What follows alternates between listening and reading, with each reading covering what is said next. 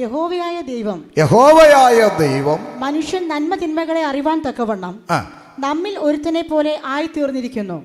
ഇപ്പോൾ അവൻ കൈനീട്ടി ജീവവൃക്ഷത്തിന്റെ ഫലം കൂടെ പറിച്ചു തിന്ന് എന്നേക്കും ജീവിപ്പാൻ സംഗതി വരരുത് എന്ന് കൽപ്പിച്ചു. അങ്ങനെ അവനെ എടുത്തിരുന്ന നിലത്ത് കൃഷി ചെയ്യേണ്ടതിന്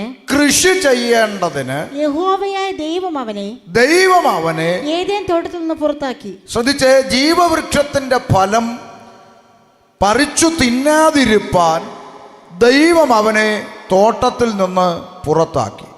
അതേസമയം വെളിപ്പാട് എന്താ പറഞ്ഞത്? 2:7 ആത്മാവ് സഭകളോട് പറയുന്നത് എന്തെന്ന് ചെവിയുള്ളവൻ കേൾക്കട്ടെ. ജയിക്കുന്നവന് ഞാൻ ദൈവത്തിന്റെ പരദീസയിലുള്ള ജീവവൃക്ഷത്തിന്റെ ഫലം തിന്മാൻ കൊടുക്കും. അപ്പോ നമ്മൾ പ്രാരംഭത്തിൽ കേട്ടത് ജീവവൃക്ഷത്തിന്റെ ഫലം തിന്നാതിരിക്കാൻ പുറത്താക്കി, പിന്നെ കേട്ടത് ജീവവൃക്ഷത്തിന്റെ ഫലം തിന്നാൻ കൊടുക്കും. അപ്പം ഉൽപ്പത്തി പുസ്തകത്തിൽ ഇത് തിന്നാതിരിക്കാൻ വേണ്ടി പുറത്താക്കിയ മനുഷ്യനെ വെളിപ്പാട് പുസ്തകത്തിൽ ഇത് തിന്നാൻ കൊടുക്കും എന്ന് പറയുന്നതിൻ്റെ ഇടയിലുള്ള ഒരു കാലഘട്ടത്തെക്കുറിച്ചാണ് നമ്മൾ ഇന്നലെ ചിന്തിച്ചു കൊണ്ടിരിക്കുന്നത്. ശ്രദ്ധിച്ചേ, ഇന്നലെ ഇല്ലാത്ത പ്രിയപ്പെട്ടവരോട് ഇവിടെ ഉള്ളതുകൊണ്ട് ഇന്നലെ ചിന്തിച്ച കാര്യം ഞാനൊന്ന് തൊട്ടുവിടാം. നമ്മളങ്ങനെ ആണല്ലോ, തലേന്നുള്ളത് കാണാതെ പിറ്റേന്നുള്ളത് കണ്ടിട്ട് കാര്യമില്ല എന്ന് പറയുന്നത് പോലെ. അപ്പോൾ നമ്മൾ ഇന്നലെ ചിന്തിച്ചത് ഒന്ന്, വിശുദ്ധ ബൈബിൾ ഒരു മതഗ്രന്ഥമല്ല എന്ന് നമ്മൾ ഇന്നലെ ചിന്തിച്ചു. ഇതിൻ്റെ അകത്തൊരു മതം എന്തില്ല, പഠിപ്പിക്കുന്നില്ല. യേശു ക്രിസ്തുവോ അപ്പോസ്തലന്മാരോ ഇതിൻ്റെ അകത്തൊരു മതം പഠിപ്പിച്ചിട്ടില്ല. ഇവിടെ ഒരു മതം സ്ഥാപിക്കണമെന്നുള്ള ഒരു പഠനം ബൈബിളിലില്ല. ഇത് മതമായിട്ട് കാണുന്നത് അറിവില്ലാത്ത മനുഷ്യരുടെ അബദ്ധങ്ങളാണ്. ഇതിൻ്റെ അകത്ത് ഞാനൊന്ന് ചോദിക്കുക, ഈ ഹൈന്ദവ പശ്ചാത്തലത്തിൽ നിന്നുള്ള സഹോദരങ്ങളുണ്ടെങ്കിൽ ഒരു സ്തോത്രം പറഞ്ഞ്, ഈ ഹൈന്ദവ പശ്ചാത്തലത്തിൽ നിന്ന് വിശ്വാസത്തിലേക്ക് വന്നവരുണ്ടെങ്കിൽ സ്തോത്രം പറഞ്ഞ്. അത്രയേ ഉള്ളൂ. ഈ ക്രൈസ്തവ വിഭാഗത്തിൽ നിന്ന് വന്നിട്ടുള്ള ആളുകളുണ്ടെങ്കിൽ സ്തോത്രം പറഞ്ഞ്. അപ്പോൾ ബാക്കിയുള്ളവരെല്ലാം മുസ്ലിമിൽ നിന്ന് വന്നതാണോ? അല്ല, ആരും എന്നാ മുസ്ലിമിൽ നിന്ന് വിശ്വാസത്തിൽ വന്നവരോട് സ്തോത്രം പറഞ്ഞ്. ആരും ഒട്ടില്ല താനും. അന്യഗ്രഹ ജീവികളാണോ? സ്തോത്രം. അപ്പം ഞാൻ പറഞ്ഞു വന്നതിൻ്റെ താല്പര്യം, ഈ കൂടാരത്തിനകത്ത്, ഈ പന്തലിൻ്റെ അകത്ത് എല്ലാ വിഭാഗത്തിൽപ്പെട്ട ആളുകളും ഇരിപ്പുണ്ട്. കാരണം യേശുക്രിസ്തു ക്രിസ്ത്യാനികളുടെ മാത്രം ദൈവമല്ല, യേശുക്രിസ്തു ലോകത്തിൻ്റെ രക്ഷകനായ ദൈവമാണ്. അപ്പം ഇന്നലെ നമ്മൾ ചിന്തിച്ച ചിന്ത, വേദപുസ്തകം ഒരു മതം ഇവിടെ പഠിപ്പിക്കുന്നില്ല. പിന്നെ എന്താ പഠിപ്പിക്കുന്നത്? ഇന്നലെ നമ്മൾ ചിന്തിച്ചു, സൃഷ്ടാവായ ദൈവവും സൃഷ്ടിയായ മനുഷ്യനും തമ്മിലുള്ള ബന്ധം. അതാണ് ഈ പുസ്തകം നമുക്ക് പറഞ്ഞു തരുന്നത്. എന്താണ് ആ ബന്ധം? ആദിയിൽ ദൈവം ആകാശവും ഭൂമിയും സൃഷ്ടിച്ചു എന്ന് പറഞ്ഞുകൊണ്ട് ഈ പുസ്തകം ആരംഭിക്കുന്നു. ഇന്നലെ നമ്മൾ ചിന്തിച്ചതാണ്, വിവരിക്കുന്നില്ല. അവിടെ നിന്ന് ചരാചരങ്ങളെ, ഇടജാതി, മൃഗജാതി, കന്നുകാലി, നാൽക്കാലി, പറവജാതി എല്ലാം സൃഷ്ടിച്ച അനന്തരം മനുഷ്യനെ സൃഷ്ടിക്കുന്നു. ഇന്നലെ വന്നവരിവിടെ ഉണ്ട്. മനുഷ്യനെ സൃഷ്ടിച്ചപ്പോൾ ദൈവം മനുഷ്യനെ ഹിന്ദുവായി സൃഷ്ടിച്ചോ? പറ. ക്രിസ്ത്യാനികളായി സൃഷ്ടിച്ചോ? മുസൽമാനായി സൃഷ്ടിച്ചോ? ഇല്ല. പിന്നെ നമ്മൾ എന്തോ വായിച്ചത്? ആണും പെണ്ണുമായി സൃഷ്ടിച്ചു. അത്രയേ ഉള്ളൂ. ഒരു ദൈവം ഉലകത്തിലുണ്ടെങ്കിൽ ആ ദൈവം ഭൂമിയിലേക്ക് നോക്കിയാൽ ആകെ കൂടെ ദൈവം കാണുന്ന 2 ജാതിയേ ഉള്ളൂ ലോകത്തിൽ. ഒന്ന് ആണും ഒന്ന് പെണ്ണും. ബാക്കിയുള്ള സകല നാശവും ഈ മനുഷ്യനുണ്ടാക്കി വെച്ച മെനയാണ്.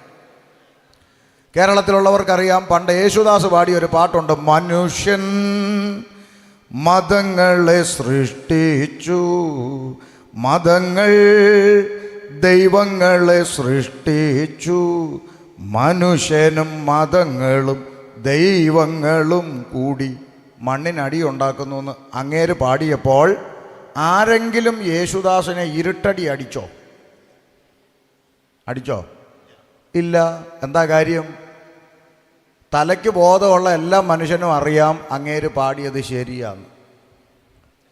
ഇന്ന് പാടിയാൽ ചിലപ്പം അടിക്കും.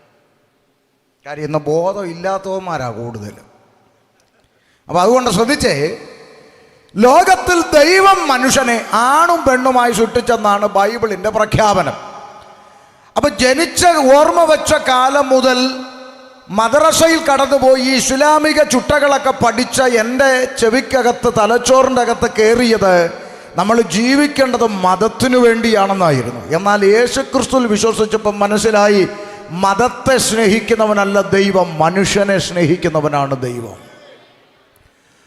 അപ്പോൾ ഇതിൻ്റെ അകത്ത് മതമില്ല എന്ന് ഞാൻ ഇന്നലെ പറഞ്ഞു, വിവരിക്കുന്നില്ല. ആണും പെണ്ണുമായി സൃഷ്ടിച്ചു അവരെ. കിഴക്ക് ഏദനിൽ ഒരു പ്രത്യേകമാകുന്ന തോട്ടം, അതിന് മറ്റൊരു ഭാഷ, മറ്റൊരു പേര് നമ്മൾ ഇന്നലെ പറഞ്ഞു, ദൈവത്തിൻ്റെ പറുദീസ. പറുദീസയിലാക്കി വെച്ചു മനുഷ്യനെ. അതുകൊണ്ട് ആ വെളിപ്പാടി വായിച്ചത്, ജയിക്കുന്നവന് ഞാൻ ദൈവത്തിൻ്റെ പറുദീസയിലുള്ള ജീവവൃക്ഷത്തിൻ്റെ ഫലം തിന്മാൻ കൊടുക്കും. അപ്പം ജീവവൃക്ഷം നിൽക്കുന്നത് പറുദീസയിൽ. മനുഷ്യനെ സൃഷ്ടിച്ചപ്പോൾ ആക്കി വെച്ചത് ജീവവൃക്ഷത്തിൻ്റെ അടുക്കൽ, അർത്ഥാൽ പറുദീസയിൽ. അപ്പോൾ പറുദീസയുടെ അനുഭവത്തിൽ മനുഷ്യൻ സൃഷ്ടിക്കപ്പെട്ടു. എൻ്റെ പ്രിയപ്പെട്ട ശ്രോതാക്കളെ, സഹോദരങ്ങളെ, എന്തിനാണ് നമ്മൾ യേശുവിനെ ആരാധിക്കാൻ ഇറങ്ങിത്തിരിക്കുന്നതെന്ന് ചോദിച്ചാൽ, ഇന്ന് രാത്രി സ്നേഹത്തോടെ ഈ പന്തലിലിരിക്കുന്നവർക്കും ശബ്ദപരിധിയിൽ കേൾക്കുന്നവരോടും പറയാം, ഓരോ കൺവെൻഷനും ഓരോ അവസരങ്ങളാണ്. ഒന്നുകൂടെ ഞാൻ പറയുന്നു, ഓരോ കൺവെൻഷനുകളും ഓരോ അവസരങ്ങളാണ് എന്ന് പറഞ്ഞാൽ, കഴിഞ്ഞ കൺവെൻഷനിൽ കണ്ടവരും വന്നവരും പലരും ഇന്ന് ഭൂമിയിലില്ല. ഇന്ന് രാത്രി ഈ കൺവെൻഷൻ പന്തലിൽ ഇരിക്കുന്ന പലരും അടുത്ത കൺവെൻഷനിൽ കാണണമെന്നുമില്ല. അതുകൊണ്ട് ഞാൻ പറയുന്നു, ഇന്ന് കേൾക്കുന്ന വചനമാണ് നിങ്ങളുടെ നിത്യത തീരുമാനിക്കുന്നത്. അതുകൊണ്ട് ഓരോ കൺവെൻഷനും ഓരോ അവസരമാണെന്ന് എൻ്റെ പ്രിയപ്പെട്ടവർ മറക്കരുത്. ഞാൻ ഇന്നലെ രാത്രി പറഞ്ഞു, ഓരോ മനുഷ്യനെയും ഈ ഭൂമിയിൽ സൃഷ്ടിച്ചതിൻ്റെ പിന്നിൽ ദൈവത്തിനൊരു ഉദ്ദേശമുണ്ട്. ആ ഉദ്ദേശം എന്താണ്? ഒരു 70-80 വയസ്സ് വരെ ഇവിടെ ജീവിക്കണം, 3-4 ചാക്ക് അരിയുടെ ചോറുണ്ണണം, 2 ചാക്ക് ചിക്കൻ, 3 ചാക്ക് മട്ടൺ, പിന്നെ 2 ചാക്ക് പച്ചക്കറി, ഇതെല്ലാം 80 വയസ്സ് കൊണ്ട് തീർക്കണം, എന്നിട്ട് ചാകണം. അതിനാണോ? അല്ല. പിന്നെ എന്തിനാ ഓരോ മനുഷ്യനും, ഈ കസേരയിലിരിക്കുന്ന ഓരോ മനുഷ്യനെയും ഈ ഭൂമിയിൽ 70-80 വയസ്സ് വരെ ആക്കി വെക്കുന്നതിൻ്റെ പിന്നിൽ ദൈവത്തിനൊരു ഉദ്ദേശമുണ്ട്. ആ ഉദ്ദേശം ഒന്നേ ഉള്ളൂ, ആ ഏദൻ തോട്ടത്തിൽ വെച്ച് നഷ്ടപ്പെട്ടു പോയ പുത്രത്വം നിങ്ങൾ ഈ ഭൂമിയിൽ തിരിച്ചു പ്രാപിക്കണം. അന്ന് ജീവവൃക്ഷത്തിൻ്റെ ഫലം തിന്മാതിരിക്കാൻ വേണ്ടി ദൈവത്തോടൊപ്പം ദൈവിക പറുദീസയിൽ വസിക്കുവാൻ ഭാഗ്യം ലഭിച്ച മനുഷ്യൻ.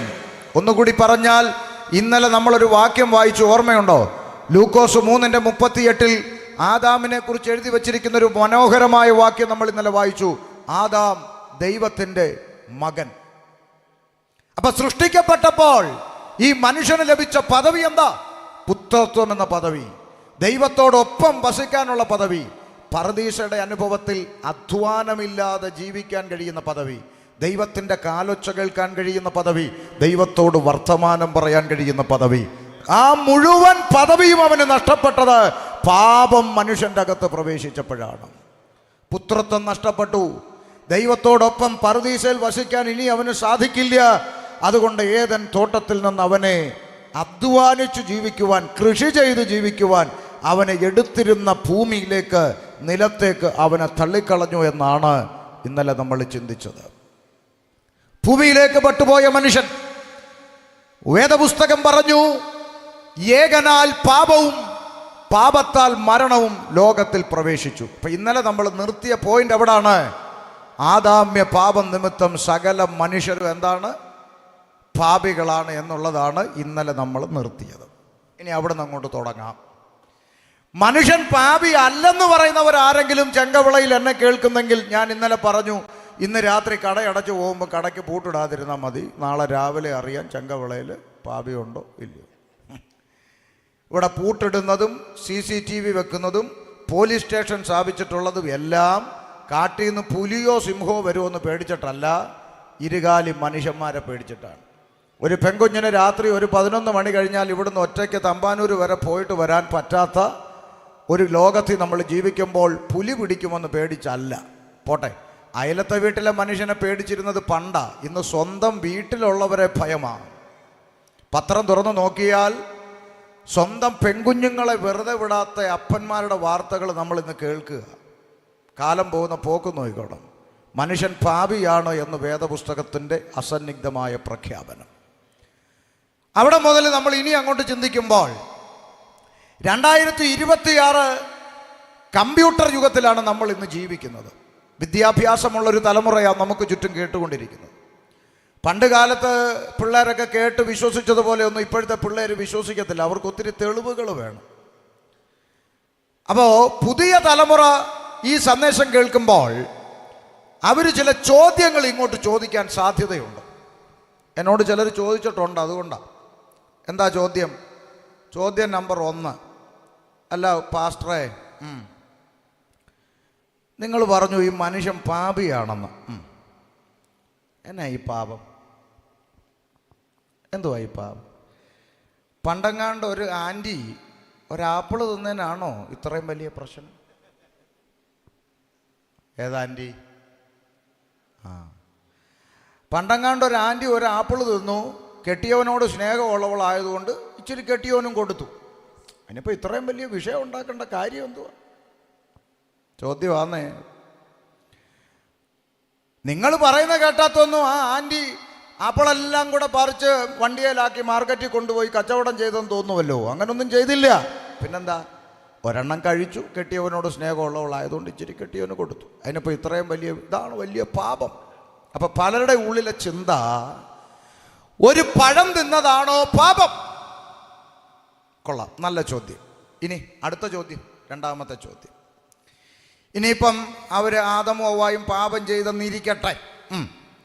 അതിൻ്റെ പേരിൽ ഒരു തെറ്റും ചെയ്യാത്ത ബാക്കിയുള്ള മനുഷ്യരൊക്കെ പാപിയാകുന്നത് എങ്ങനെ? ഞങ്ങൾ സ്കൂളിൽ പോയിട്ടുള്ളവരാ. എടാ സോളമ, നീ ഇവിടെ വന്നു. ഞാൻ ഇപ്പോഴാണ് നിന്നെ കണ്ട. സ്തോത്രം. ഒന്ന് കേട്ടെ. അതിൻ്റെ പേരിൽ ഒരു തെറ്റും ചെയ്യാത്ത ബാക്കിയുള്ള മനുഷ്യരൊക്കെ പാപിയാകുന്നത് എങ്ങനാ? ചുമ്മാ മണ്ടത്തരം പറയാതെ ഉപദേശി. ചോദ്യം 2 കൊള്ളാം. ചോദ്യം 3, ഇനിയിപ്പം അങ്ങനെ പാപിയാണെന്നങ്ങ് ഇരിക്കട്ടെ. നിങ്ങൾ ക്രിസ്ത്യാനികളങ്ങ് പാപിയായാൽ പോരെ? ഞങ്ങൾ ഈ ഹിന്ദുക്കളെയും മുസ്ലിങ്ങളെയും കൂടെ ചേർത്ത് നിങ്ങൾ പാപി എന്ന് വിളിക്കുന്നത് എന്തിനാ? മനോഹരമായ 3 ചോദ്യം. നമുക്ക് ആദ്യം 3 ചോദ്യത്തിൻ്റെ ഉത്തരം കൊടുക്കാം, എന്നിട്ട് അടുത്ത ചിന്തയിലോട്ട് പോവാം. 1, കേവലം ഒരു പഴം തിന്നതാണോ പാപം? ആപ്പിളെന്നോ ഓറഞ്ചെന്നൊന്നും ബൈബിളിലില്ല. ഉണ്ടോ? ഉണ്ടോ? ഇല്ല.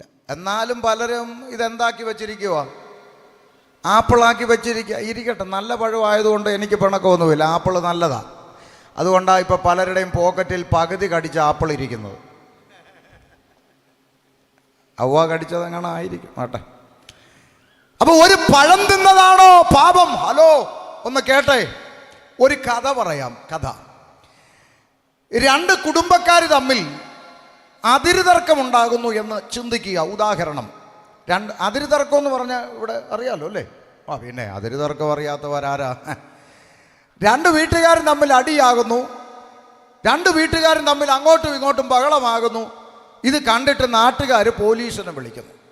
പോലീസുകാർ വന്നിട്ട് പറഞ്ഞു, ചേട്ടാ ഒന്ന് ക്ഷമിക്ക്, സമാധാനപ്പെട്. ഇവിടുന്ന് മേപ്പോട്ട് പോകുമ്പോൾ ഇതൊന്നും കൊണ്ടുപോകത്തില്ലല്ലോ. ഒരു മൊട്ടുസൂചി പോലും ഇവിടുന്ന് കൊണ്ടുപോകാൻ ഒക്കുകയില്ല. നീ ഇവിടെ എന്തെല്ലാം നേടിയാലും അതിവിടെ ഇട്ടേച്ചേ പോകാനൊക്കത്തുള്ളൂ.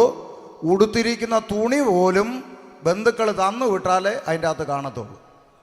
അപ്പോൾ ചുരുക്കി പറഞ്ഞാൽ, ഒന്നുമില്ലാതെ മേപ്പോട്ട് പോകുന്ന മനുഷ്യൻ എന്തിനാ ഇതിനു വേണ്ടി തമ്മിലടിക്കുന്നത്? ചേട്ടനൊന്ന് ക്ഷമിക്കുക എന്ന് പറഞ്ഞപ്പോൾ അയാൾ ക്ഷമിക്കാൻ തയ്യാറല്ല. എൻ്റെ സർവേക്കല്ല് തോണ്ടിയിട്ട് ക്ഷമിക്കാനോ പറ്റത്തില്ല എന്ന് പറഞ്ഞു. അപ്പം പോലീസുകാർ ഇപ്പുറത്തെ വീട്ടിൽ വന്നേച്ച് പറഞ്ഞു,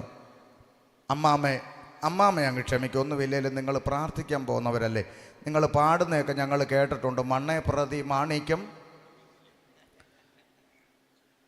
അപ്പോൾ അമ്മാമ്മ പറഞ്ഞു, അത് വേറെ മണ്ണ്, ഇത് വേറെ മാണിക്യം, അങ്ങോട്ട് പോകാൻ പറഞ്ഞു. അപ്പോൾ ചുരുക്കി പറഞ്ഞാൽ 2 കൂട്ടരും സമാധാനമില്ല. അപ്പോൾ ഉടനെ പോലീസുകാർ പറയുക, എന്നാൽ കോടതി കേസെടുക്കട്ടെ. കോടതി വിധി വരുന്നവരെ ഇനി ഇവിടെ 2 പേരും മിണ്ടിപ്പോകരുത്. കേട്ടല്ലോ? കേട്ടു. നിങ്ങൾ കേട്ടോ? കേട്ടു. മത്തായിച്ചൻ്റെ കടയിൽ പോയി 2 രൂപയുടെ വള്ളിക്കയറിഞ്ഞ് മേടിച്ചുകൊണ്ട് വരാൻ പറഞ്ഞു. ഞങ്ങൾ കൊല്ലത്തുകാർ എഴക്കയറെന്ന് പറയും. എനിക്ക് തോന്നുന്നു നിങ്ങൾ തിരുവനന്തപുരത്തുകാർ ചല്ലിയെന്നോ പൊച്ചമെന്നോ എന്തരേലും ആട്ടെ.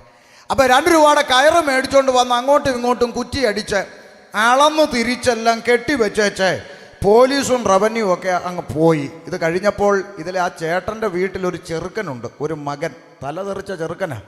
അവനൊരു പിച്ചാത്തി എടുത്തുകൊണ്ട് ഇറങ്ങി ഇങ്ങോട്ട് വന്നേച്ചേ പറയുക, അവന്മാരുടെ ഒരു കയറും കെട്ടി വെച്ചിട്ട് പോയേക്കുന്നു. കയറേ ചെറുക്കൻ കത്തി കൊണ്ടുവന്ന് ഈ കയറെല്ലാം മുറിച്ചങ്ങ് കളഞ്ഞു. ഇതറിഞ്ഞിട്ട് പോയ പോലീസ് വണ്ടി തിരിച്ചു വന്നു. കേൾക്കണേ, ശ്രദ്ധിച്ചു കേൾക്കണം. പോലീസ് വണ്ടി വന്നിട്ട് ചോദിച്ചു, ആരടാ കയറ് മുറിച്ചത്?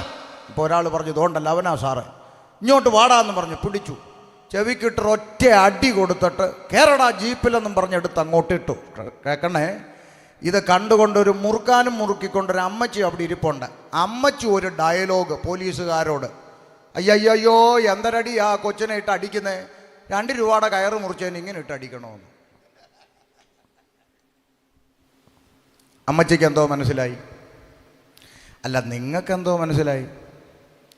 2 രൂപയുടെ കയറ് മുറിച്ചതിനാണോ അടി? ആണോ? അമ്മച്ചി പറയുക, 2 രൂപയുടെ കയറ് മുറിച്ചതിന് തല്ലുന്നതിന് വേണ്ട മത്തായിച്ചൻ്റെ കട തൂങ്ങിക്കിടക്കുന്ന ഇഷ്ടം പോലെ കയറ്. എന്നാ ഞാൻ വേണേൽ 10 രൂപ തരാം, നിങ്ങളൊരു 5 വള്ളി കയറ് മേടിച്ചിട്ട് ആ കൊച്ചിനെ അങ്ങ് വിട്ടേ. ഒരു വണ്ടി കയറ് പകരം കൊടുത്താൽ കൊച്ചിനെ വിടത്തില്ല. കാരണം 2 രൂപയുടെ കയറ് മുറിച്ചതല്ല അവിടുത്തെ പ്രശ്നം, നിയമലംഘനം നടന്നു എന്നുള്ളതാണ് അവിടുത്തെ പ്രശ്നം. മനസ്സിലാകുന്നുണ്ടോ?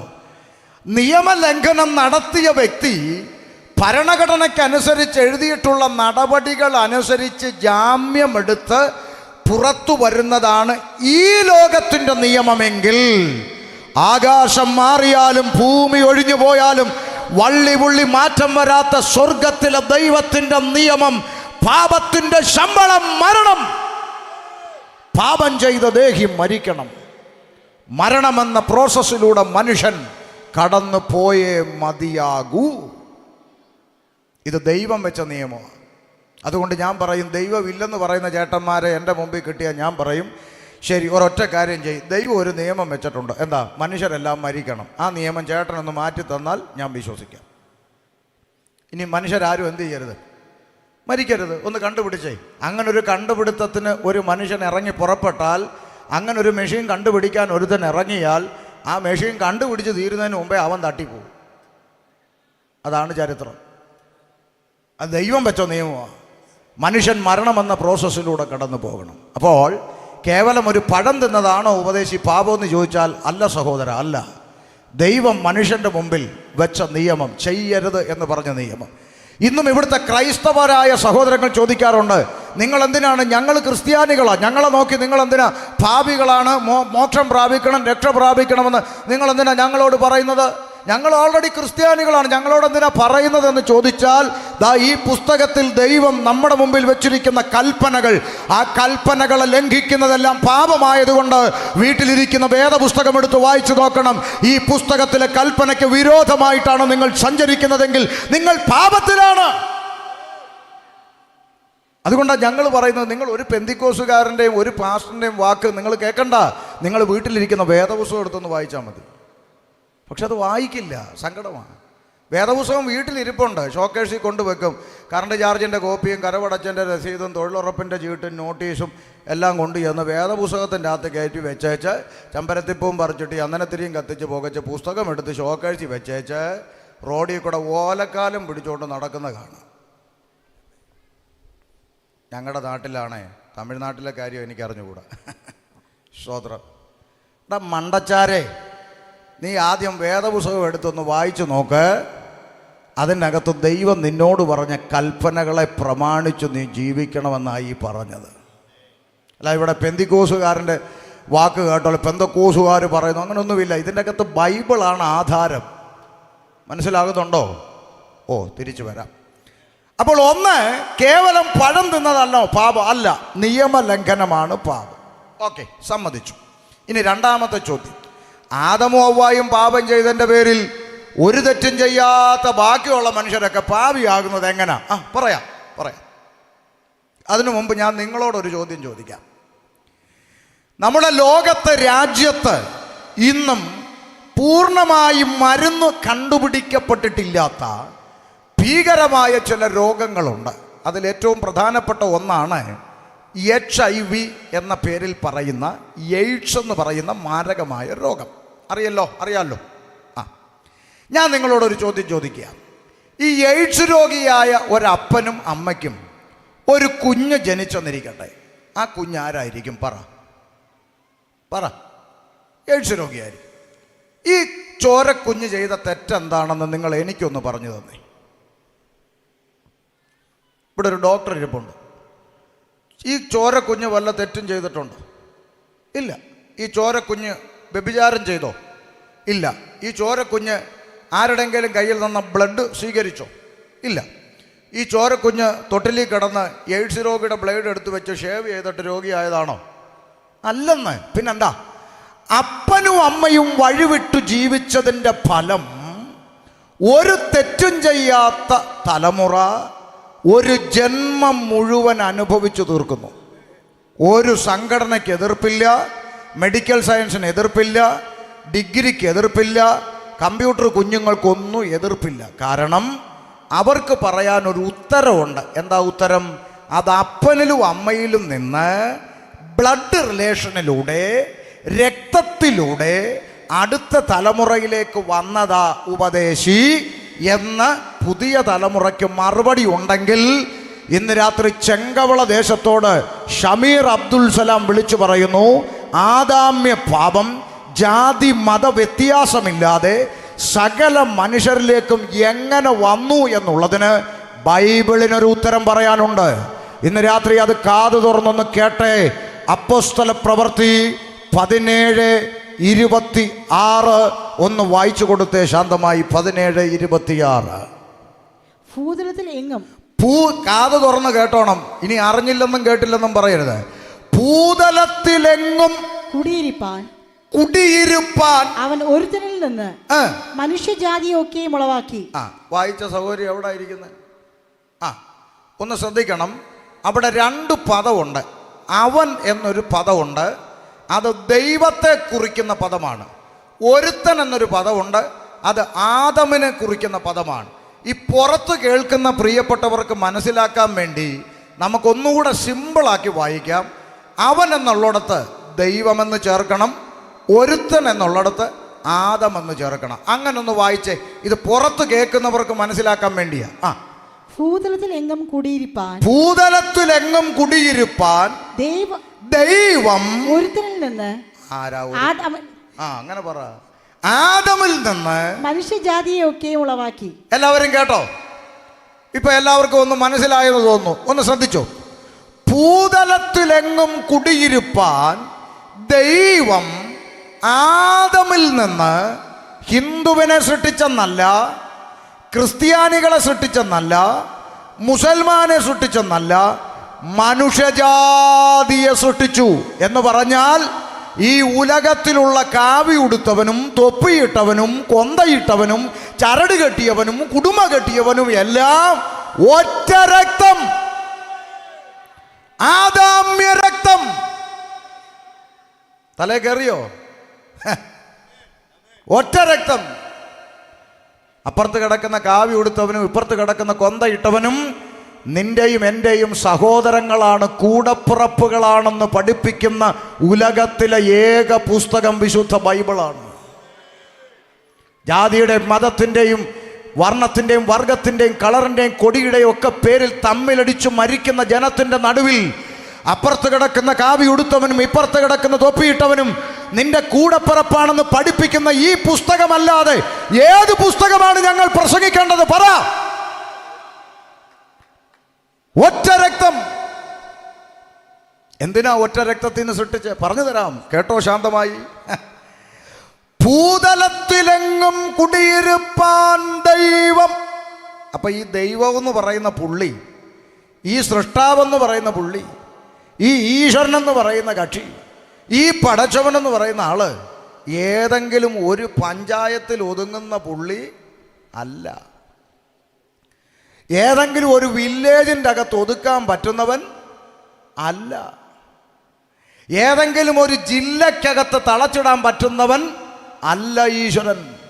ഏതെങ്കിലും ഒരു സ്റ്റേറ്റിൻ്റെ അകത്ത് തളച്ചിടാൻ പറ്റുന്നവനല്ല ദൈവം. ഭൂതലത്തിലെങ്ങും കുടിയിരുപ്പാൻ, ഭൂതലത്തിലെങ്ങും കുടിയിരുപ്പാൻ. മനസ്സിലായോ? ദൈവം എന്ന് പറഞ്ഞാൽ ഈ മൂക്കി ശ്വാസമുള്ള പേട്ട് മനുഷ്യൻ്റെ കൽപ്പനയ്ക്കനുസരിച്ച് ഏതെങ്കിലും പഞ്ചായത്തിൽ കുത്തിയിരിക്കുന്നവനല്ല ദൈവം. മനസ്സിലായോ? എടാ ഞാൻ ഇന്നലെ പറഞ്ഞതാ, ഒന്നുകൂടെ പറയുക. മേപ്പോട്ട് വലിക്കുന്ന ശ്വാസം കീപ്പോട്ട് വിടാൻ പറ്റാതെ പോയാൽ നീ വാഴപ്പിണ്ടി പോലെ റോഡെ കിടക്കും. അത്രയേ ഉള്ളൂ മനുഷ്യൻ. ബൈബിള് പറയുന്നു, ഏതൊരു മനുഷ്യനും ഉറച്ചു നിന്നാൽ ഒരു ശ്വാസം, ഹിന്ദു ക്രിസ്ത്യാനി മുസ്ലിം വ്യത്യാസമില്ല, ഒരു ശ്വാസം, ആ മൂക്കി ശ്വാസമുള്ള പേട്ട് മനുഷ്യൻ പറയുന്നതനുസരിച്ച് ഇരിക്കാനും എഴുന്നേക്കാനും നടക്കാനും കിടക്കാനും അടയ്ക്കാനും തുറക്കാനും നിന്റെ കീഴെ പണിയെടുക്കുന്ന ബംഗാളി അല്ല ദൈവം. മനസ്സിലായോ? നിന്റെ കീഴെ പണിയെടുക്കുന്ന ബംഗാളിയോട് പറഞ്ഞാൽ അവൻ അനുസരിക്കും. ശരി സേട്ടാ, അങ്ങനെ ചെയ്യാം സേട്ടാ എന്ന് പറയും, അല്ലേ? ബംഗാളിയോട് പറഞ്ഞു, ശരി സേട്ടാ, അങ്ങനെ ചെയ്യാം സേട്ടാ, അല്ലേ? എന്നാൽ മൂക്കി ശ്വാസമുള്ള പേട്ടു മനുഷ്യന്റെ കൽപ്പനയ്ക്കനുസരിച്ച് താളം ചവിട്ടുന്നവനല്ല സൃഷ്ടാവ്. MBBS MD ഡിഗ്രിയൊക്കെ പഠിച്ച ഡോക്ടർമാര് അവരെ കൊണ്ടാവുന്ന പണി 58 ചെയ്തിട്ട് ഒടുവിൽ പറയുന്നൊരു വാചകമുണ്ട്, അറിയാമോ? ഞങ്ങളെ കൊണ്ട് പറ്റുന്നതെല്ലാം ഞങ്ങൾ ചെയ്തിട്ടുണ്ട്, ഇനി നിങ്ങൾ സർവശക്തനായ ദൈവത്തോട് പ്രാർത്ഥിക്കാൻ, കാരണം സകലമാന ഡിഗ്രിക്കും മേലെയാണ് ദൈവം. നീ എന്താ വിചാരിച്ച ദൈവം നിന്റെ പിള്ളേർ കളിക്കാരനാണോ? സ്തോത്രം. പെന്തിക്കോസുകാരോടും കൂടെ ഒരു വരി ഞാൻ പറയുക. ഇപ്പൊ കുറെ ക്ഷുദ്രജീവികൾ ഇറങ്ങിയിട്ടുണ്ട്, സ്റ്റേജിൽ കയറി ഇപ്പോൾ തന്നെ ആത്മാവ് ശക്തിയോടെ ഇറങ്ങട്ടെ. ഇവൻ പറയുമ്പോൾ ഇറങ്ങാനും കയറാനും അവന്റെ വേലക്കാരനാണ് പരിശുദ്ധാത്മാവ്. അല്ലേ? വചനപഠനമുള്ള ദൈവദാസന്മാരോട് ചോദിക്കേ, തൃത്വത്തിൽ 3 ആളത്വങ്ങൾ, പിതാവ് പുത്രൻ പരിശുദ്ധാത്മാവ് എന്ന് പറയുന്ന 3 ആളത്വങ്ങൾ ഏറ്റക്കുറച്ചിലുകൾ ഇല്ലാത്ത ദൈവമാ. അർത്ഥം, പിതാവായ ദൈവമെന്ന് കേൾക്കുമ്പോൾ എത്ര ഭയവും ബഹുമാനവും ചങ്കിൻ്റെ അകത്തുണ്ടാകുന്നു, അതിലൊരു തരി പോലും കുറയാതെ പുത്രനെന്ന് കേൾക്കുമ്പോഴുണ്ടാകണ്ടേ, പരിശുദ്ധാത്മാവെന്ന് കേൾക്കുമ്പോഴുണ്ടാകണ്ടേ? ബിക്കോസ് 3 ആളത്വങ്ങളും ഏറ്റക്കുറച്ചിലുകളില്ലാത്ത ദൈവം. യഹോവയായ ദൈവത്തോട് കമാൻഡ് ചെയ്യുവോ? യഹോവേ, ഞാൻ ഇപ്പോൾ തന്നെ നിന്നോട് കൽപ്പിക്കുന്നു, ഇറങ്ങാൻ പറയാൻ പറ്റുമോ? പിന്നെന്തിനാ ഈ പരിശുദ്ധാത്മാവിനെ വെറും വേലക്കാരനായി അടിക്കുന്നത്? ദൈവത്തിൻ്റെ കാര്യസ്ഥനെന്നാണ് എഴുതി വെച്ചേക്കുന്ന, നിന്റെ കാര്യസ്ഥനെന്നല്ല. സ്തോത്രം. ഇപ്പോൾ കുറേ പിള്ളേർ കളി, ഈ ശുശ്രൂഷ എന്ന് പറയുന്നത് പിള്ളേർ കളിയല്ല കേട്ടോ. ഇപ്പോൾ കുറേ അമ്മമാരും ഇറങ്ങിയിട്ടുണ്ട്, പിള്ളേരെ വൈറലാക്കാൻ വേണ്ടി ബൈബിൾ എടുത്ത് കൊച്ചിൻ്റെ കയ്യിൽ കൊടുത്തേച്ച് മൊബൈലും പിടിച്ചുകൊണ്ട് നിൽക്കുക. പ്രസംഗിക്കടാ മോനെ. അവൻ ചെറുക്കൻ നിന്നോണ്ട് തൊണ്ടയ്ക്കകത്ത് മാക്രി വെച്ചേക്കുന്ന പോലെ നിന്നോട് ദൈവാത്മാവ് നല്ല അടി കൊടുക്കണ്ടേ ഇവനൊക്കെ. സ്തോത്രം. എൻ്റെ പ്രിയപ്പെട്ടവരെ, ശുശ്രൂഷ കുഞ്ഞുകളിയല്ല, ഇത് ദഹിപ്പിക്കുന്ന അഗ്നി കൂടിയാണെന്ന് ഓർമ്മ വേണം. സ്തോത്രം. നമ്മുടെ കുഞ്ഞുങ്ങൾക്ക് കൊടുക്കാൻ പറ്റുന്ന ഏറ്റവും വലിയ ഗിഫ്റ്റ് എന്താണെന്നറിയോ? നമ്മുടെ കുഞ്ഞുങ്ങൾക്ക് നല്ല വിദ്യാഭ്യാസം കൊടുക്കണം. ഞാനൊരു തെറ്റിദ്ധാരണ അങ്ങ് മാറ്റാൻ വേണ്ടി നിങ്ങളോട് പറയാം കേട്ടോ. നമ്മുടെ നാട്ടിലൊരു നാട്ടു നടപ്പുണ്ട്. ഡോക്ടർ മോൻ ഡോക്ടർ, എഞ്ചിനീയർ മോൻ എഞ്ചിനീയർ, വക്കീലിൻ്റെ മോൻ വക്കീൽ, തയ്യക്കാരൻ്റെ മോൻ തയ്യക്കാരൻ, കൃഷിക്കാരൻ്റെ മോൻ കൃഷിക്കാരൻ, പാസ്റ്ററുടെ മോൻ. അത് തെറ്റാ കേട്ടോ. പാസ്റ്റർ മോൻ പാസ്റ്ററായിട്ട് വരണമെന്നൊരു നിർബന്ധം വേദപുസ്തകത്തിനില്ല. വന്നാൽ അനുഗ്രഹം, വരണമെന്ന നിർബന്ധമില്ല. ശുശ്രൂഷയ്ക്ക് ദൈവം വിളിക്കണം. മനസ്സിലായോ? ദൈവം വിളി. അപ്പം നമ്മുടെ കുഞ്ഞുങ്ങൾക്ക് കൊടുക്കാൻ പറ്റുന്ന ഏറ്റവും നല്ല ഗിഫ്റ്റ് അവർക്ക് നല്ല വിദ്യാഭ്യാസം കൊടുക്കണം. അവർ പഠിച്ച് നല്ല ജോലിയിലും നല്ല സ്ഥാനത്തും എത്തുമ്പം നമ്മൾ പ്രാർത്ഥിക്കണം, കർത്താവേ എൻ്റെ കുഞ്ഞിനെ ദൈവം വേലയ്ക്ക് വിളിക്കണം. എന്നിട്ട് ദൈവം അവരോട് ഇടപെട്ടായിട്ട് അവർ പറയുക, പപ്പ ഞാൻ ഈ ജോലിയൊക്കെ വിട്ടട്ടെ, കർത്താവിൻ്റെ വേലയ്ക്ക് ഇറങ്ങുവാണെന്ന് പറഞ്ഞാൽ എത്ര കോടിക്കണക്കിന് ശമ്പളം കിട്ടുന്ന ജോലിയാണെങ്കിലും പ്രാർത്ഥിച്ച് കുഞ്ഞുങ്ങളെ കർത്താവിൻ്റെ വേലയ്ക്കാക്കി വെക്കണം. അതാ അതിൻ്റെ ഒരു റൂട്ട്. അല്ലാതെ പപ്പ പാസ്റ്ററായി പോയോണ്ട് നീയും പാസ്റ്ററായിക്കണം. കുഞ്ഞുങ്ങൾക്ക് സ്വപ്നങ്ങളുണ്ട്, അവർക്ക് പ്രതീക്ഷകളുണ്ട്, അവർക്ക് പല കാഴ്ചപ്പാടുകളുണ്ട്. എന്നെ ആരും അനക്കമൊന്നുമില്ലല്ലോ. ഇവിടെ പാസ്റ്റർമോൻ പാസ്റ്ററായത് പരമ്പരാഗതമായിട്ട് കൈമാറി വന്നതല്ല, ശുശ്രൂഷയ്ക്ക് ദൈവം വിളിച്ചത് കൊണ്ടായതാണ്. അങ്ങനെ വരണമെന്നായി പറഞ്ഞേ. ശുശ്രൂഷയ്ക്ക് വിളിക്കുന്നതിന് മുമ്പ് ആരായിരുന്നു? എന്തുമായിരുന്നു? ഡോക്ടർ. എന്ത് ഡോക്ടറായിരുന്നു? ഫിസിയോതെറാപ്പിസ്റ്റ്, PhD അല്ലേ? ഫിസിയോതെറാപ്പി PhD എടുത്ത ആളാണ്. ഞാനിപ്പോൾ പറഞ്ഞ റൂട്ടിലല്ലേ പോയെ. പഠിച്ചു, വിദ്യാഭ്യാസം നേടി, നല്ലൊരു സ്ഥാനത്തെത്തി, മാന്യമായ ജോലിയിലിരുന്നു, ശമ്പളം കിട്ടും, ജീവിക്കാൻ നിവർത്തിയില്ലാതെ ബൈബിൾ എടുത്ത് തിന്നാൻ വേണ്ടി ഇറങ്ങിയതാണോ? അല്ല. നല്ലൊരു പൊസിഷനിൽ ഇരുന്നപ്പോൾ കർത്താവ് വേലയ്ക്ക് വിളിച്ചു. ഫിസിയോതെറാപ്പിസ്റ്റിനേക്കാളും അനുഗ്രഹിക്കപ്പെട്ടത് സുവിശേഷ വേലയാണെന്ന് മനസ്സിലാക്കിയിട്ട് കർത്താവിൻ്റെ വേലയ്ക്ക് ഉത്തമ മാതൃക നമ്മുടെ മുമ്പിൽ ഇരിക്കുക. അല്ല, എൻ്റെ പപ്പ പണ്ട് തൊട്ടേ പാസ്റ്ററായിരുന്നുകൊണ്ട് ഞാൻ 10ാം ക്ലാസ് വരെ പോയേച്ച് കൃപാസനത്തിലെ പാസ്റ്ററായിരുന്നോളാന്ന് പറഞ്ഞോ? ഇല്ല. പഠിച്ചു, വിദ്യാഭ്യാസം നേടി. അതുകൊണ്ട് തെറ്റിദ്ധാരണ മാറാൻ വേണ്ടി പറയുക, കുഞ്ഞ് കളിക്കാനുള്ളതല്ല ശുശ്രൂഷ. ശുശ്രൂഷയ്ക്ക് ദൈവം വിളിക്കണം, അതിനുവേണ്ടി പ്രാർത്ഥിക്കണം. ഇനി അധികം വിഷമിക്കണ്ട, നമുക്ക് അടുത്ത ഭാഗത്തോട്ട് പോകാം. അപ്പോൾ ചുരുക്കി പറഞ്ഞാൽ ഭൂതലത്തിലെങ്ങും കുടിയിരിക്കുന്നവനാണ് ദൈവം. മനസ്സിലായോ? എന്നോട് ചിലർ ചോദിക്കും, ഈ യേശുവിന് എന്തോ ഈ മറ്റ് ദൈവങ്ങൾക്കൊന്നും ഇല്ലാത്ത പ്രത്യേകത യേശുവിന് എന്താണെന്ന് ചോദിക്കാറുണ്ട് പലരും. ഒത്തിരി പറയാനുണ്ട്, എന്നാലും ഞാൻ എപ്പോഴും പറയുന്നത് എന്തുവാണെന്നറിയാവോ? കേട്ടെ, ഞാൻ എൻ്റെ ഒരു സങ്കടം, എൻ്റെ ഒരു വേദന, എൻ്റെ ഒരു വിഷമം ദൈവത്തോടൊന്ന് പങ്കുവെക്കണമെന്ന് എനിക്കൊരാഗ്രഹം ഉണ്ടെങ്കിൽ ഞാൻ എന്ത് ചെയ്യണം?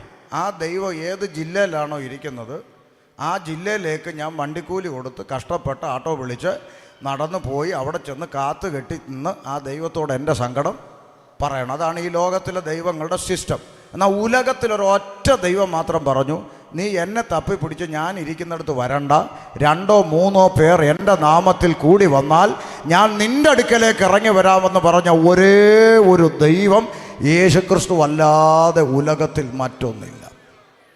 ഇത് മനസ്സിലാകാത്ത ക്രിസ്ത്യാനി ഇപ്പോഴും പരുമലയും കുരിശുമലയും ഞരങ്ങി നടക്കുക, മുട്ടയിലെ തൊലിയും കളഞ്ഞേച്ച്. എടാ, നിന്നോടല്ലേ പറഞ്ഞത് നീ എന്നെ തപ്പി ഞാൻ ഇരിക്കുന്നിടത്ത് വരണ്ടെന്ന്? 2 or 3 പേർ എൻ്റെ നാമത്തിൽ കൂടി വരുമ്പോൾ അവരുടെ മധ്യ ഞാൻ ഇറങ്ങി വരാമെന്ന് പറഞ്ഞ ദൈവം അല്ലേ നിൻ്റെ ദൈവം? പിന്നെ നീ എന്തിനാ ഈ ചുമന്ന് മുട്ടയിലിഴഞ്ഞ് നടക്കുന്നത്? ഹയ്യടാ. അപ്പോ നോക്ക, ഭൂതലത്തിലെങ്ങും കുടിയിരിക്കുന്നവനാണ് ദൈവം. ഭൂതലത്തിലെങ്ങും കുടിയിരിക്കുന്നവൻ. മൂക്കി ശ്വാസമുള്ള പേട്ട് മനുഷ്യൻ്റെ കൽപ്പനയ്ക്കനുസരിച്ച് താളം ചവിട്ടുന്നവനല്ല ദൈവം. ഞാൻ ഇന്നലെ പറഞ്ഞെന്ന് തോന്നുന്നു, ഒന്നുകൂടെ പറയാം. ഈ 2018 ഈ പ്രളയം വന്നു അല്ലേ? അപ്പം ഞാൻ പറഞ്ഞു, പാരമ്പര്യം പറയുന്ന ക്രിസ്ത്യാനിയുടെ വീട്ടിലിരിക്കുന്ന യേശുവും ഗീവർഗീസും ഉൾപ്പെടെ എന്ത് ചെയ്തു? ഒഴുകിപ്പോയി അല്ലേ? ചാക്കോച്ചൻ വെളിയിലിറങ്ങി നോക്കിയപ്പോൾ യേശു തെക്കോട്ടും വർഗീസ് വടക്കോട്ടും ഒഴുകുക. മേപ്പോട്ട് നോക്കിയപ്പോൾ രക്ഷിക്കാൻ ഹെലികോപ്റ്റർ പറന്ന് വരുന്നുണ്ട്. ചാക്കോച്ചൻ ഒറ്റ വിളിച്ചു, ഹെലികോപ്റ്ററെ ഒന്ന് വേഗം വന്ന് എന്നെ രക്ഷിക്കുന്നാണോ വർഗീസിനെ രക്ഷിക്കുന്നാണോ? സത്യം പറ, കള്ളം പറയരുത്. കള്ളം പറ, സത്യം പറ. എന്നെ രക്ഷിക്കണം. മനുഷ്യനാണെങ്കിൽ അങ്ങനെ വിളിക്കുകയുള്ളൂ. എന്നെ രക്ഷിക്കണമെന്ന് വിളിച്ചു. ഹെലികോപ്റ്റർ പാഞ്ഞു വന്ന് ചാക്കോച്ചനെ തൂക്കിയെടുത്ത് ദുരിതാശ്വാസ ക്യാമ്പിൽ കൊണ്ടുപോയിട്ട് രക്ഷിച്ചു. 3 ആഴ്ച കഴിഞ്ഞ് വെള്ളമൊക്കെ ഇറങ്ങി ചാക്കോച്ചൻ തിരിച്ച് വീട്ടിൽ വന്ന് ഇങ്ങനെ നോക്കിയപ്പോൾ ഒഴുകിപ്പോയ വർഗീസ് അവിടെ ചെളി പിടിച്ച് കിടക്കുന്നു. പുള്ളി ഓടിച്ചെന്ന് അതിനെ തുടച്ചെടുത്ത് വൃത്തിയാക്കി ഷോക്കേഴ്സിൽ കൊണ്ടുവച്ച് അതിനോട് പറയുക, എന്നെ രക്ഷിക്കണേ എന്ന്. ഇവൻ എന്ന് നേരം വെളുക്കുമെന്ന് നിങ്ങൾ ഇന്ന് രാത്രി വീട്ടിൽ പോയി കിടന്നൊന്ന് ആലോചിക്കും. നിങ്ങൾക്ക് മനസ്സിലായോ ഞാൻ പറഞ്ഞേ? എന്ന് പറഞ്ഞാൽ മനുഷ്യൻ സൃഷ്ടാവിനെ അറിയുന്നില്ലെന്ന്. പിടികിട്ടിയോ? സൃഷ്ടിച്ചൊരു ദൈവമുണ്ട്, അത് അറിയുന്നില്ല മനുഷ്യൻ. അവൻ സൃഷ്ടിച്ച ദൈവങ്ങളെ അന്വേഷിച്ച് നടക്കുമ്പോൾ വേദപുസ്തകം പറയുന്നു, ദൈവമെന്ന് പറയുന്ന വ്യക്തി ഭൂതലത്തിലെങ്ങും കുടിയിരിക്കുന്നവനാണ് സൃഷ്ടാവ്. അപ്പം നിങ്ങളൊരു ചോദ്യം ചോദിക്കാൻ വേണമെങ്കിൽ, പാസ്റ്ററെ എവിടെയായി ദൈവം കുടിയിരിക്കുന്നത്? വേദപുസ്തകം ഇങ്ങനെ പറയുന്നു, 24-ാം വാക്യം ഒന്ന് വായിച്ചുകൊണ്ട്. 24, 17, 24. ലോകവും അതിലുള്ളതൊക്കെയും ഉണ്ടാക്കിയ ദൈവം സ്വർഗത്തിനും ഭൂമിക്കും നാഥനാകൊണ്ട്. കേട്ടെ, ലോകവും അതിൽ കാണുന്ന സകലത്തെയും ഉണ്ടാക്കിയ ദൈവം സ്വർഗത്തിനും ഭൂമിക്കും നാഥനാകൊണ്ട് മനുഷ്യന്റെ കൈപ്പണിയായ കെട്ടിടങ്ങളിൽ ദൈവം വസിക്കുന്നില്ല. ആകാശ ഗോപുരം മുട്ട കെട്ടിവച്ചിരിക്കുന്ന കെട്ടിടങ്ങളിൽ കുടിയിരിക്കുന്നവനല്ല സൃഷ്ടാവ്. മനസ്സിലായോ? എൻ്റെ പ്രിയപ്പെട്ടവരെ, ഈ കൃപാസനം എന്ന് പറയുന്ന കെട്ടിടത്തിൻ്റെ അകത്ത് യേശുവിനെ കുടിയിരുത്തിയിട്ടുണ്ടോ? ഉണ്ടോ? ഇല്ല. ഞായറാഴ്ച എല്ലാവരും വന്ന് പ്രാർത്ഥിച്ചിട്ട് പ്രാർത്ഥന കഴിഞ്ഞ് ഇറങ്ങി പോകുമ്പം യേശുവേ, അപ്പം ജീവനുണ്ടെങ്കിൽ അടുത്ത ആഴ്ച കാണാം, ക്ഷേമത്തോടെ ഇരിക്കണം, ആരും പിന്നെ കള്ളന്മാരൊന്നും എടുത്തുകൊണ്ട് പോകാതെ സൂക്ഷിച്ച് നോക്കിക്കോണം കേട്ടോ, നമുക്ക് അടുത്ത ആഴ്ച കാണാമെന്ന് പറഞ്ഞ് പൂട്ടിയേച്ചാന്നോ പോന്നേ? അല്ല. പിന്നെന്തിനാ ഈ കെട്ടിടത്തിൽ കൂടുന്നത്? ഉത്തരം, 2 or 3 പേർ എൻ്റെ നാമത്തിൽ കൂടി വരുമ്പോൾ അവരുടെ മധ്യേ ഞാൻ ഉണ്ടെന്ന് വാക്ക് പറഞ്ഞ മഹാദൈവത്തിൻ്റെ സാന്നിധ്യം, പ്രാർത്ഥിക്കുന്ന ദൈവജനം കൂടി വരുന്നവൻ്റെ നടുവിൽ ഇറങ്ങി വരുന്ന ദൈവിക സാന്നിധ്യം, പ്രാർത്ഥന കഴിഞ്ഞ് ഞാനും നിങ്ങളും ഇറങ്ങിപ്പോകുമ്പോൾ എൻ്റെയും നിൻ്റെയും ഹൃദയമാകുന്ന മന്ദിരത്തിൽ വസിക്കുവാനാണ് ദൈവം ആഗ്രഹിക്കുന്നത്. അതുകൊണ്ട് വേദപുസ്തകം പറയുന്നു, ഹേ മനുഷ്യ, നിന്റെ ശരീരം ദൈവത്തിൻ്റെ മന്ദിരമാണെന്ന് നീ അറിയുന്നില്ലയോ? ദൈവത്തിൻ്റെ ആത്മാവ് നിന്നിൽ വസിക്കുന്നു. ഇന്ന് രാത്രി ദൈവം വസിക്കാൻ ആശിക്കുന്ന മന്ദിരം നിന്റെ ഹൃദയമാണെങ്കിൽ, ചെങ്കവിളക്കാരെ, ഇന്ന് രാത്രി തുറക്കപ്പെടേണ്ടത് നിന്റെ കെട്ടിടത്തിന്റെ വാതിലുകളല്ല. ഇന്ന് രാത്രി നിന്റെ ഹൃദയത്തിന്റെ വാതിൽ ദൈവത്തിനായി തുറക്കപ്പെടണം. അതാണ് സുവിശേഷം. നിന്റെ ഹൃദയത്തിന്റെ വാതിൽ തുറന്നു കൊടുക്കണം ദൈവത്തിന്. നീ കൊടുക്കുന്നത് ഒന്നും ദൈവത്തിന് വേണ്ട. എടാ, ഈ അണ്ടകടാകത്തെ മുഴുവൻ പ്രകാശിപ്പിക്കുന്ന ഈ സൂര്യൻ എന്ന് പറയുന്ന ഗോളത്തിൻ്റെ അടുക്കലേക്ക് മനുഷ്യന് കടന്നു ചെല്ലാൻ പറ്റത്തില്ല, കരിഞ്ഞു പോകും. അമ്മാതിരി ഒരു ഗോളത്തെ, സൂര്യപ്രകാശത്തെ സൃഷ്ടിച്ചു വെച്ച സ്വർഗത്തിലെ തമ്പുരാന് നീ കൊടുക്കുന്ന കുഞ്ഞ് മെഴുതിരിയുടെ വെട്ടം വേണോ? എടാ, ദൈവത്തിനിത് വേണ്ടടാവേ. അയ്യോ ഉപദേശി, എൻ്റെ കയ്യിൽ പൈസ ഇല്ല, യേശു എൻ്റെ പ്രാർത്ഥന കേൾക്കുവോ? നിന്റെ പൈസ യേശുവിന് വേണ്ടടാ. ഇവിടെ കാണിക്ക എടുത്തത് സ്വർഗത്തിലോട്ട് നാളെ രാവിലെ ബാങ്കിൽ പോയി ഡ്രാഫ്റ്റ് അയക്കാനല്ല, പിന്നെന്താ, കൺവെൻഷൻ നടത്തിയതിന് കടമൊന്നും വരാതിരിക്കാൻ വേണ്ടി, അത്രയേ ഉള്ളൂ. അല്ല, ദൈവത്തിന് എന്തിനാ നിന്റെ പൈസ? സ്വതന്ത്രം. പണ്ടൊരുത്തം ബസ്സിൽ പോയതാ, അപ്പോൾ ദൈവത്തിനൊരു 5 രൂപയുടെ നാണയത്തൊട്ടെടുത്ത് എറിഞ്ഞു കൊടുത്തു. പുറകെ ബൈക്കിൽ വരുന്നവൻ്റെ കണ്ണടിച്ചു പോയി. ഈ കൊല്ലം ജില്ലയിൽ അഞ്ചൽ എന്ന് പറഞ്ഞ സ്ഥലത്ത് നടന്ന കാര്യമായി പറഞ്ഞ, ചുമ്മാ കയറി പറഞ്ഞൊന്നും അല്ല. നീ ആദ്യം മനസ്സിലാക്കണം, നീ കൊടുക്കുന്ന കൈക്കൂലിക്കകത്ത് പ്രസാദിക്കുന്നവനല്ല പ്രപഞ്ചത്തെ സൃഷ്ടിച്ച സൃഷ്ടാവ്. പകരം ഇന്ന് രാത്രി ദൈവത്തിനായി തുറക്കപ്പെടേണ്ടത് നിന്റെ ഹൃദയത്തിൻ്റെ വാതിലാ. നിന്റെ ഹൃദയത്തിൻ്റെ അകത്ത് കുടിയിരിക്കുന്ന പാപമെന്ന ഇരുട്ടിനെ പടിയടച്ച് പുറത്താക്കിക്കൊണ്ട് ഇന്നലെ വരെ ജീവിച്ച നിന്റെ ജീവിതത്തിൻ്റെ ചരിത്രം മാറ്റി എഴുതാൻ, ഇന്നലെ വരെ ഈ സമൂഹം നിന്നെ നോക്കി പുച്ഛിച്ചെങ്കിൽ, ഇന്നലെ വരെ നിന്നെ നോക്കി നീ കൊള്ളത്തില്ലെന്ന് പറഞ്ഞെങ്കിൽ, ഇന്നലെ വരെ നിന്നെ നോക്കി നീ ശാപമാണെന്ന് പറഞ്ഞെങ്കിൽ, ഇന്നലെ വരെ നീ നന്നാകത്തില്ലെന്ന് പറഞ്ഞെങ്കിൽ, നാളെ ഇതേ ചെങ്കവിളയിലെ സമൂഹം നിന്നെ നോക്കി നീ അനുഗ്രഹിക്കപ്പെട്ടവനാണെന്ന് പറയുന്ന നിലയിൽ നിന്റെ ജീവിതത്തിന്റെ ചരിത്രം മാറ്റിമറിക്കാൻ കഴിയുന്ന ഒരു ദൈവമാണ് യേശുക്രിസ്തുവെങ്കിൽ, ഇന്ന് രാത്രി തുറക്കപ്പെടേണ്ടത് നിന്റെ ഹൃദയത്തിന്റെ വാതിലാണ്.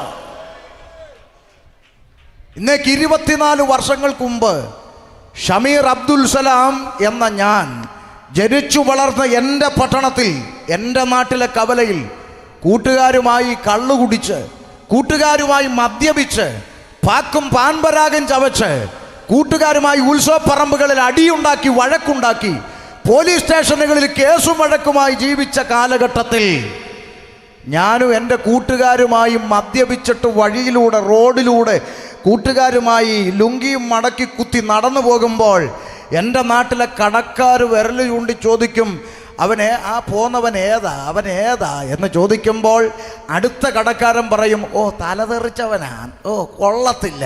ആരാ അത്? അതിൻ്റെ ജമീലയുടെ മോന. അതാരാ? എൻ്റെ ഉമ്മ. അബ്ദുൽ സലാമിൻ്റെ മോനാന്ന്. ഓ അവനോ? അയ്യോ തൊലഞ്ഞു പോയി അല്ലേ?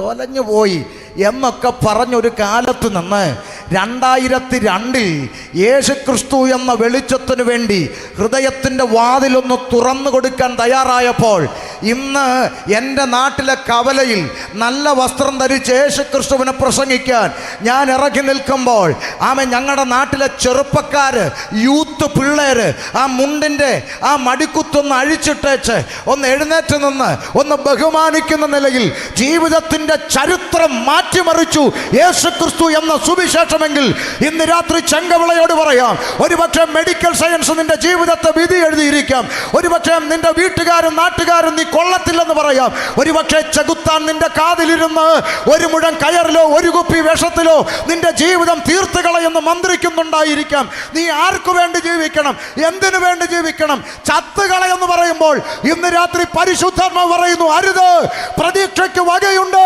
നിന്നെ സ്നേഹിക്കുന്ന ഒരു ദൈവമുണ്ട്. Praise the Lord.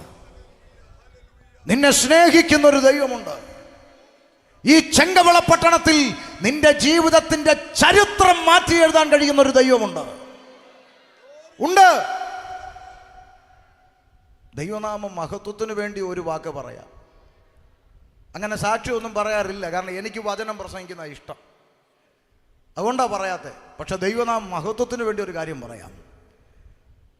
ഈ വേദപുസ്തകം എടുത്ത് 2002 യേശുവിൻ്റെ പിന്നാലെ ഇറങ്ങിയപ്പം എൻ്റെ ബാപ്പാട് ആളുകൾ പറഞ്ഞു, നീ പെന്തിക്കോസി തുള്ളാൻ പോയി അല്ലേ? പെന്തിക്കോസി തുള്ളാൻ പോയെങ്കിൽ നീ തെണ്ടി തിരിഞ്ഞ് ഞങ്ങളുടെ അടുക്ക വരുവടാ. അന്നല്ലാതെ 1 സെന്റ് ഓഹരി, 1 സെന്റ് ഷെയർ നിനക്ക് തരത്തില്ലെന്ന് പറഞ്ഞപ്പോൾ ഈ പുസ്തകം നെഞ്ചോട് ചേർത്ത് പിടിച്ചുകൊണ്ട് ഞാൻ പറഞ്ഞു, ഞാൻ തെണ്ടിത്തിരിഞ്ഞ് നിങ്ങളുടെ അടുക്ക വരാൻ ഞാൻ സേവിക്കുന്ന യേശു തെണ്ടിയല്ലെന്ന് പറഞ്ഞു. 2002 1 സെന്റിന് പോലും നിങ്ങളുടെ അടുക്കൽ ഷമീർ വരത്തില്ലെന്ന് പറഞ്ഞിട്ട് ഈ പുസ്തകമെടുത്ത് ഇറങ്ങി തിരിച്ച് തിരുവനന്തപുരം മെഡിക്കൽ കോളേജിൻ്റെ വരാന്തയിൽ ഞാൻ ഉറങ്ങിയിട്ടുണ്ട്. ഈ ബൈബിളും ചേർത്ത് പിടിച്ച് കിടക്കാൻ ഇടമില്ലാതെ തിരിച്ചു പോയിട്ടില്ല. യേശു എന്നെ രക്ഷിക്കുന്നൊരു ദിവസമുണ്ട് എന്ന് വിശ്വസിച്ചുകൊണ്ട് ഈ പുസ്തകം ചുമന്ന് നടന്നു. കാലം മുന്നോട്ട് പോയി, പുതിയ തലമുറ വന്നു, ബാപ്പായുടെ പെങ്ങന്മാർ, പെങ്ങടെ മക്കളും പുതിയ തലമുറകൾ വന്നു. കാലം പിന്നിട്ടപ്പോൾ പുതിയ തലമുറ, പുതിയ യൂത്ത് പിള്ളേർ, അവർക്ക് ഈ ജാതിയും മതവും കുന്തമൊന്നുമില്ല, അവർക്ക് എന്നെ ഇഷ്ടമാണ്. ആമേൻ. അവർ ചിലപ്പോൾ രഹസ്യത്തിലൊക്കെ ഫോൺ വിളിക്കും, ഇക്കാക്ക എവിടാ, ഇക്കാക്ക എന്തോ ചെയ്യുമെന്നൊക്കെ ചോദിക്കും എന്നോട്. ഒരു ദിവസം ഒരുത്തം വിളിച്ചു, ഇക്ക എവിടാന്ന് ചോദിച്ചു. ഞാൻ പറഞ്ഞു, ഞാൻ അമേരിക്കയിലാടാന്ന് പറഞ്ഞു, വാട്സാപ്പില്ലേ. അപ്പോൾ എന്നോട് പറയാം, ചുമ്മാ പോയേ, ഞാൻ കാര്യമായിട്ട് ചോദിച്ചാ എവിടാ? ഞാൻ പറഞ്ഞു, എടാ ഞാൻ അമേരിക്കയിലാന്ന്. ചേടാ 10ാം ക്ലാസ്സും കുസ്തിയായിട്ട് നടന്ന ആളാ, അമേരിക്കയിലാന്ന്, ചുമ്മാ പോയെ. എടാ നീ വീഡിയോ കോൾ വിളിയടാന്ന് പറഞ്ഞു. വീഡിയോ കോളിൽ വിളിച്ചപ്പോൾ ഞാൻ കാണിച്ചു കൊടുത്തു, ഞാൻ ന്യൂയോർക്കിൽ നിൽക്കുവാണെന്ന് കാണിച്ചു കൊടുത്തു. ഇച്ചിരി നേരം വായും തുറന്നിരുന്നു. 10ാം ക്ലാസ്സും കുസ്തിയായിട്ട് നടന്നവൻ അമേരിക്ക നിൽക്കുന്നു, ഡിഗ്രി പഠിച്ചവൻ റോഡിൽ തെണ്ടി നടക്കുന്നു. ഞാൻ പറഞ്ഞല്ലോ, തമ്പുരാൻ്റെ മഹത്വത്തിന് വേണ്ടി ഇതൊന്നും വലിയ അന്താരാഷ്ട്ര കാര്യമായിട്ട് ഞങ്ങളാരും കാണുന്നൊന്നുമില്ല, അതിലൊന്നും വലിയ കഥയുമില്ല. പക്ഷെ തമ്പുരാൻ്റെ നാമ മഹത്വത്തിന് വേണ്ടി പറയുക, ഇന്നലെ വരെ നിന്നെ കൊള്ളത്തില്ലെന്ന് പറഞ്ഞ സമൂഹത്തിൻ്റെ മുമ്പിൽ നിന്റെ ജീവിതത്തിൻ്റെ ചരിത്രം തിരുത്തി കുറിക്കും യേശുക്രിസ്തു. ഇന്നലെ വരെ നീ പാഴ് ജന്മമാണെന്ന് പറഞ്ഞെങ്കിൽ, അമ്മയ്ക്കും അപ്പനും പ്രയോജനമില്ലാത്തവനാണെന്ന് പറഞ്ഞെങ്കിൽ, നീ ചത്തങ്കി കൊള്ളാരുതെന്ന് പറഞ്ഞ ജനത്തിൻ്റെ നടുവിൽ നിന്റെ ജീവിതത്തിൻ്റെ ചരിത്രം മാറ്റി എഴുതാൻ കഴിയുന്ന ഒരു ദൈവം ജീവിക്കുന്നുണ്ട്. ഇന്ന് രാത്രി ആ യേശുവിൽ ആശ്രയിക്കാൻ തയ്യാറാണെങ്കിൽ, ഇന്ന് രാത്രി അവൻ്റെ കൽപ്പന അനുസരിക്കാൻ തയ്യാറാണെങ്കിൽ, യേശുവെ അങ്ങയുടെ കൽപ്പന അനുസരിക്കാൻ ഞാൻ റെഡിയാണെന്ന് പറയുന്നെങ്കിൽ, നിന്റെ പടകിൻ്റെ ശൂന്യത മാറ്റുവാൻ, നിന്റെ പടകിൻ്റെ അവസ്ഥയ്ക്ക് മാറ്റം വരുത്തുവാൻ ഇന്ന് രാത്രി യേശു മതിയായവനാണെന്ന് അനുഭവത്തിൽ നിന്ന് ദേശത്തോട് വിളംബരം ചെയ്യുകയാണ്. അതുകൊണ്ട് പറയാം, കുഞ്ഞെ ശ്രദ്ധിച്ചേ, ആമേൻ. ഭൂതലത്തിലെങ്ങും കുടിയിരിക്കുന്നവൻ ദൈവം. എവിടെ കുടിയിരിക്കുന്നു? മനുഷ്യനിർമ്മിതമായ കെട്ടിടങ്ങളിൽ ദൈവം വസിക്കുന്നില്ല. പിന്നെ എവിടെ? എൻ്റെ നിൻ്റെ ഹൃദയമാകുന്ന മന്ദിരം ഇന്ന് രാത്രി തുറക്കപ്പെടണം ദൈവത്തിന് വേണ്ടി. കേട്ടോ, തീർന്നില്ല, ചിന്ത തീർന്നില്ല. ആദാമ്യ പാപം നിമിത്തം ബാക്കിയുള്ള മനുഷ്യരൊക്കെ പാപിയാന്ന് എങ്ങനെയാന്നാ നമ്മുടെ ചോദ്യം. അതിലോട്ടാ പോകുന്ന. കേട്ടോ, ഭൂതലത്തിലെങ്ങും കുടിയിരിപ്പാൻ ദൈവം. അപ്പൊ ഭൂതലത്തിലെങ്ങും ദൈവം കുടിയിരിക്കണമെങ്കിൽ ഭൂതലത്തിലെങ്ങും ആര് വേണം? മനുഷ്യൻ വേണം. അവനിലല്ലേ ദൈവം കുടിയിരിക്കുന്നത്. അപ്പൊ ഭൂതലത്തിലെങ്ങും മനുഷ്യനെ സൃഷ്ടിക്കുവാൻ ഒരുത്തനിൽ നിന്ന്, ആരാ? ആദമിൽ നിന്ന് മനുഷ്യജാതിയെ സൃഷ്ടിച്ചെന്നാ വായിച്ചത്. എന്ന് പറഞ്ഞാൽ ഇവിടുത്തെ കാവി ഉടുത്തവനും തൊപ്പിയിട്ടവനും കൊന്തയിട്ടവനും ചരട് കെട്ടിയവനും കുടുംബ കെട്ടിയവനും എല്ലാം ഒറ്റ രക്തം. ചെങ്കവളക്കാർ കേട്ടോ, ഒറ്റ രക്തം. നീ തൊപ്പിയിട്ടാലും കുറി വരച്ചാലും കുരിശിട്ടാലും നിന്റെയും എൻ്റെയും കൈ മുറിച്ചാൽ പുറത്തോട്ട് വരുന്നത് ഒറ്റ രക്തമെന്ന്. ശരിയാണോ? തെളിയിക്കണോ? തെളിയിക്കാം. നാളെ രാവിലെ 4 ബോട്ടിലെടുക്കണം, ചെറിയ ബോട്ടിൽ. 4 മൃഗങ്ങളുടെ രക്തം ശേഖരിക്കണം. 1 ആട്, 1 ആന, പിന്നെ പോത്ത്, പിന്നെ പശു, എല്ലാം എടുത്തോ. അടുത്ത മെഡിക്കൽ ലാബിലോട്ട് കൊണ്ട് കൊടുക്കണം. 10 മിനിറ്റിൽ മിടുക്കി പെമ്പിള്ളേർ സ്റ്റിക്കർ ഒട്ടിച്ച് വെളിയിലോട്ട് വെക്കും. ദേ, ഇത് ആട്, ഇത് ആന, ഇത് പോത്ത്, ഇത് പശു. അത് കണ്ടുപിടിക്കാനുള്ള സംവിധാനമൊക്കെ ഇന്ന് മെഡിക്കലിലുണ്ട്, ഇല്ലയോ ഡോക്ടറെ? ഉണ്ടല്ലോ, ഉണ്ട്. വീണ്ടും 4 ബോട്ടിലെടുക്കണം. മറക്കരുത്, ഒന്നിൽ ഇവിടെ അടുത്തുള്ള ഏതെങ്കിലും ഒരു അമ്പലത്തിലെ പൂജാരിയുടെ രക്തം, ഇനിയൊന്നിൽ അടുത്ത കത്തോലിക്ക പള്ളിയിൽ അച്ഛൻ്റെ രക്തം, ഇനിയൊന്നിൽ ജമാഅത്ത് പള്ളിയിലെ മുസ്ലിയാരുടെ രക്തം, ഇനിയൊന്നിൽ ഞങ്ങളുടെ ഉപദേശിയുടെ രക്തം, കൃപാസനം. 4ഉം അടുത്ത ലാബിലോട്ട് കൊടുക്കുക. ഏതെങ്കിലും പിള്ളേർ സ്റ്റിക്കർ ഒട്ടിച്ച് തരുമോ? ദേ, മാറിപ്പോവല്ലേ, മൂലയിൽ ഇരിക്കുന്ന മുസ്ലിയാർ, അറ്റത്തിരിക്കുന്ന പൂജാരി, മേപ്പോട്ട് വെച്ചിട്ടുണ്ട് പള്ളിയിലച്ഛൻ. അങ്ങനെ തരുന്നൊരു സംവിധാനം ഉണ്ടോ ഡോക്ടറെ? ഇല്ല. ചിലപ്പോൾ ABCD ഗ്രൂപ്പൊക്കെ അവർ തിരിച്ചെന്നിരിക്കും, ഞാൻ സമ്മതിക്കുന്നു. പക്ഷേ പിള്ളേർ ഇറങ്ങി വന്നിട്ട് പറയും, ദേ, മനുഷ്യൻ്റെ സമയം മെനക്കെടുത്തരുത്, ഇതെല്ലാം മനുഷ്യൻ്റെ, അങ്ങനല്ലേ പറയൂ, മനുഷ്യൻ്റെ രക്തം, ഒറ്റ രക്തം. അതുകൊണ്ടാണ് എൻ്റെ പ്രിയപ്പെട്ടവരെ, ജാതിയും മതവും വർണ്ണവും വർഗവും കളറും കൊടിയും ഒക്കെ പറഞ്ഞ് ഇവിടെ തമ്മിലടിക്കുന്ന മനുഷ്യന് രക്തം കൊടുക്കുമ്പോൾ അടിയുണ്ടോ? മസിലുണ്ടോ? നിങ്ങൾ കൊന്തയും കുരിശും കഴുത്തിലിട്ട ക്രിസ്ത്യാനി ചെറുക്കൻ ബൈക്ക് ഓടിച്ച് പാഞ്ഞു പോയി ഒരു ടിപ്പറിൻ്റെ അടിയിലോട്ട് ചെന്ന് കയറി, തല പൊട്ടി, മെഡിക്കൽ കോളേജിൽ കൊണ്ട് ചെന്നു. ഡോക്ടർ പറഞ്ഞു, ഇപ്പം ഒരു കുപ്പി ബ്ലഡ് അടച്ചാൽ നമുക്ക് കൊച്ചിനെ രക്ഷിക്കാം. ക്രിസ്ത്യാനി ചെറുക്കൻ്റെ ക്രിസ്ത്യാനി അമ്മ ക്രിസ്ത്യാനി ദൈവത്തോടാ കരഞ്ഞ്, യേശുവേ, ഈശോയേ, എൻ്റെ കുഞ്ഞിന് ആര് ബ്ലഡ് കൊടുക്കും ഈശോയേ എന്ന് ഒറ്റ കരച്ചിൽ. തൊട്ടപ്പുറത്തെ ബെഡിൽ അമ്മയ്ക്ക് കൂട്ടിരിക്കാൻ വന്ന കാവിയുടുത്ത RSSകാരൻ പറയുക, അമ്മേ കരയണ്ടമ്മേ, ഞാൻ തരാം ബ്ലഡ്. വേണ്ട വേണ്ട വേണ്ട വേണ്ട, നീ BJP അല്ലേന്ന് ഇന്ന് വരെ ഒരു തള്ള പറഞ്ഞിട്ടുണ്ടോ? പറ കണ്ടോ? പിന്നെ എന്തിൻ്റെ പേരിലായി മനുഷ്യന്മാർ തമ്മിലടിക്കുന്നത്? നിങ്ങളൊന്ന് ആലോചിച്ച് നോക്ക്.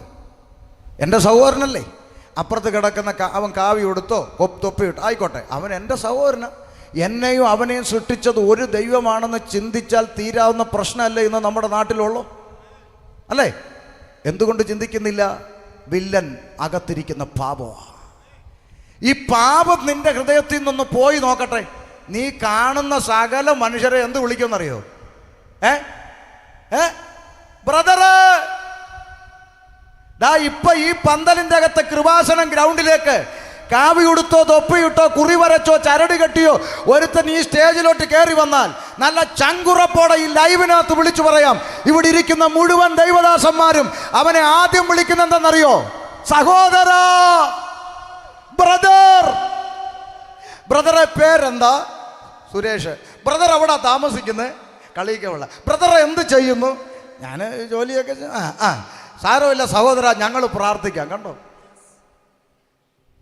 സകല മനുഷ്യനെയും സഹോദര എന്ന് വിളിക്കാൻ, കാവി ഉടുത്തവനെയും തൊപ്പിയിട്ടവനെയും കൊന്തയിട്ടവനെയും ചരട് കെട്ടിയവനെയും ബ്രദറെ എന്ന് വിളിക്കാൻ, സഹോദര എന്ന് വിളിക്കാൻ കഴിയുന്ന ഒരു തലച്ചോറാണ് സുവിശേഷം ഞങ്ങളിൽ വരുത്തിയ മാറ്റം.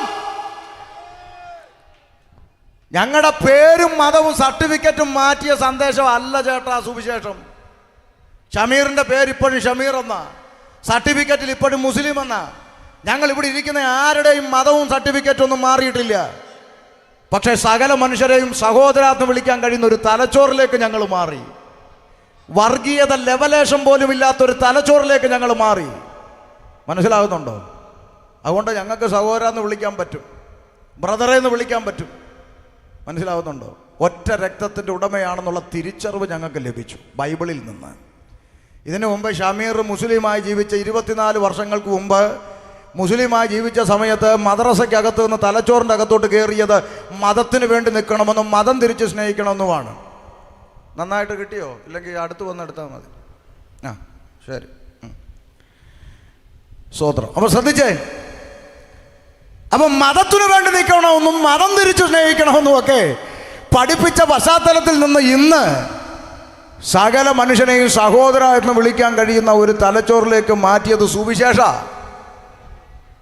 ഇനി ഒരു കാര്യം കൂടെ ചെങ്കവളക്കാരോട് പറയാം. ഞങ്ങൾ ഈ ഉപദേശിമാരെയൊക്കെ നാട്ടുകാർ പലപ്പോഴും കളിയാക്കി പറയുന്ന ഒരു പദപ്രയോഗമുണ്ട്. എന്താണെന്നറിയോ? ഓ, യവന്മാർക്കൊരു നാണവും മാനവും ഇല്ലാത്തവന്മാരുടെ. ആര്? ഈ പാസ്റ്റർമാർ തന്നെ. ഓ, യവന്മാരെ അടിച്ചാലും ഇടിച്ചാലും ചവിട്ടി തേച്ചാലും യവന്മാർക്കൊരു നാണവും ഇല്ല, പിന്നെയും വലിഞ്ഞു കയറി വരുമെന്ന്. ശരിയല്ലേ പാസ്റ്ററെ? സത്യം. ഒരു നാണവും മാനവും ഇല്ലാത്തവന്മാരാണ് ഞങ്ങൾ. സത്യമായിട്ടും എത്ര ചവിട്ടി തേച്ചാലും പിന്നെയും വലിഞ്ഞു കയറി വരും. പക്ഷേ ഇന്ന് രാത്രി എൻ്റെ പ്രിയപ്പെട്ട സഹോദര, നീ ഒരു കാര്യം മനസ്സിലാക്കണം. നിങ്ങൾ എത്ര ചീത്ത വിളിച്ചാലും ആക്ഷേപിച്ചാലും തല്ലിയാലും പിന്നെയും നാണമില്ലാതെ ബ്രദറേന്ന് വിളിച്ചുകൊണ്ട് വരുന്നതിൻ്റെ കാരണം എന്താണെന്ന് ചിന്തിച്ചിട്ടുണ്ടോ? നീ എൻ്റെ കൂടപ്പിറപ്പാന്നുള്ള തിരിച്ചറിവ് ഈ പുസ്തകം ഞങ്ങളുടെ തലച്ചോറി തന്നതുകൊണ്ടാണ്. അതുകൊണ്ടാണ് ചില ആളുകളുടെ ചിന്ത എന്തെന്നറിയാവോ? ഈ പ്രാർത്ഥനയ്ക്ക് വന്നു കഴിഞ്ഞാൽ പിന്നെ നമ്മൾ നട്ടല് മാറ്റി വെച്ചിട്ട് ഒരു റബ്ബർ വെക്കുമെന്നാണ് പലരുടെയും ചിന്ത. നമ്മൾ കവലയിലൊക്കെ പ്രസംഗിക്കാൻ നിൽക്കുമ്പം ഈ മീശ പോലും കുരുക്കാത്ത നത്തോലി പിള്ളേർ വന്നേച്ച് നെഞ്ചൊക്കെ വിരിച്ചു പറയും, ഇവിടെ പ്രസംഗിക്കണ്ട, എടുത്തുകൊണ്ട് പോടോന്നൊക്കെ പറയും. അപ്പോൾ നമ്മൾ ചിരിച്ചോണ്ട് പറയും, ശരി മോനെ, വേണ്ടെങ്കിൽ വേണ്ട, ഞങ്ങളങ്ങ് പോകുവാന്ന് പറയും. അപ്പോൾ ഇവൻ്റെ ഒരു ചിരിയൊക്കെ ഉണ്ട്. കാരണം ഇവൻ്റെ ചിന്ത ഇവൻ്റെ ഞെളിഞ്ഞ എല്ലും കൂടി കണ്ടേച്ച് പേടിച്ചു പോകുന്നു. എടാ, ഇവനെ കാലെ വാരി ഭിത്തിയിലോട്ടോ ഒറ്റ അടി അടിക്കാൻ ആർജവം ഇല്ലാഞ്ഞിട്ടോ അതിന് ആംബിയർ ഇല്ലാഞ്ഞിട്ടൊന്നും അല്ല ഈ മിണ്ടാതെ പോകുന്നത്. ഈ പുസ്തകം കയ്യിലുള്ളത് കൊണ്ട് നിനക്ക് സുഖം.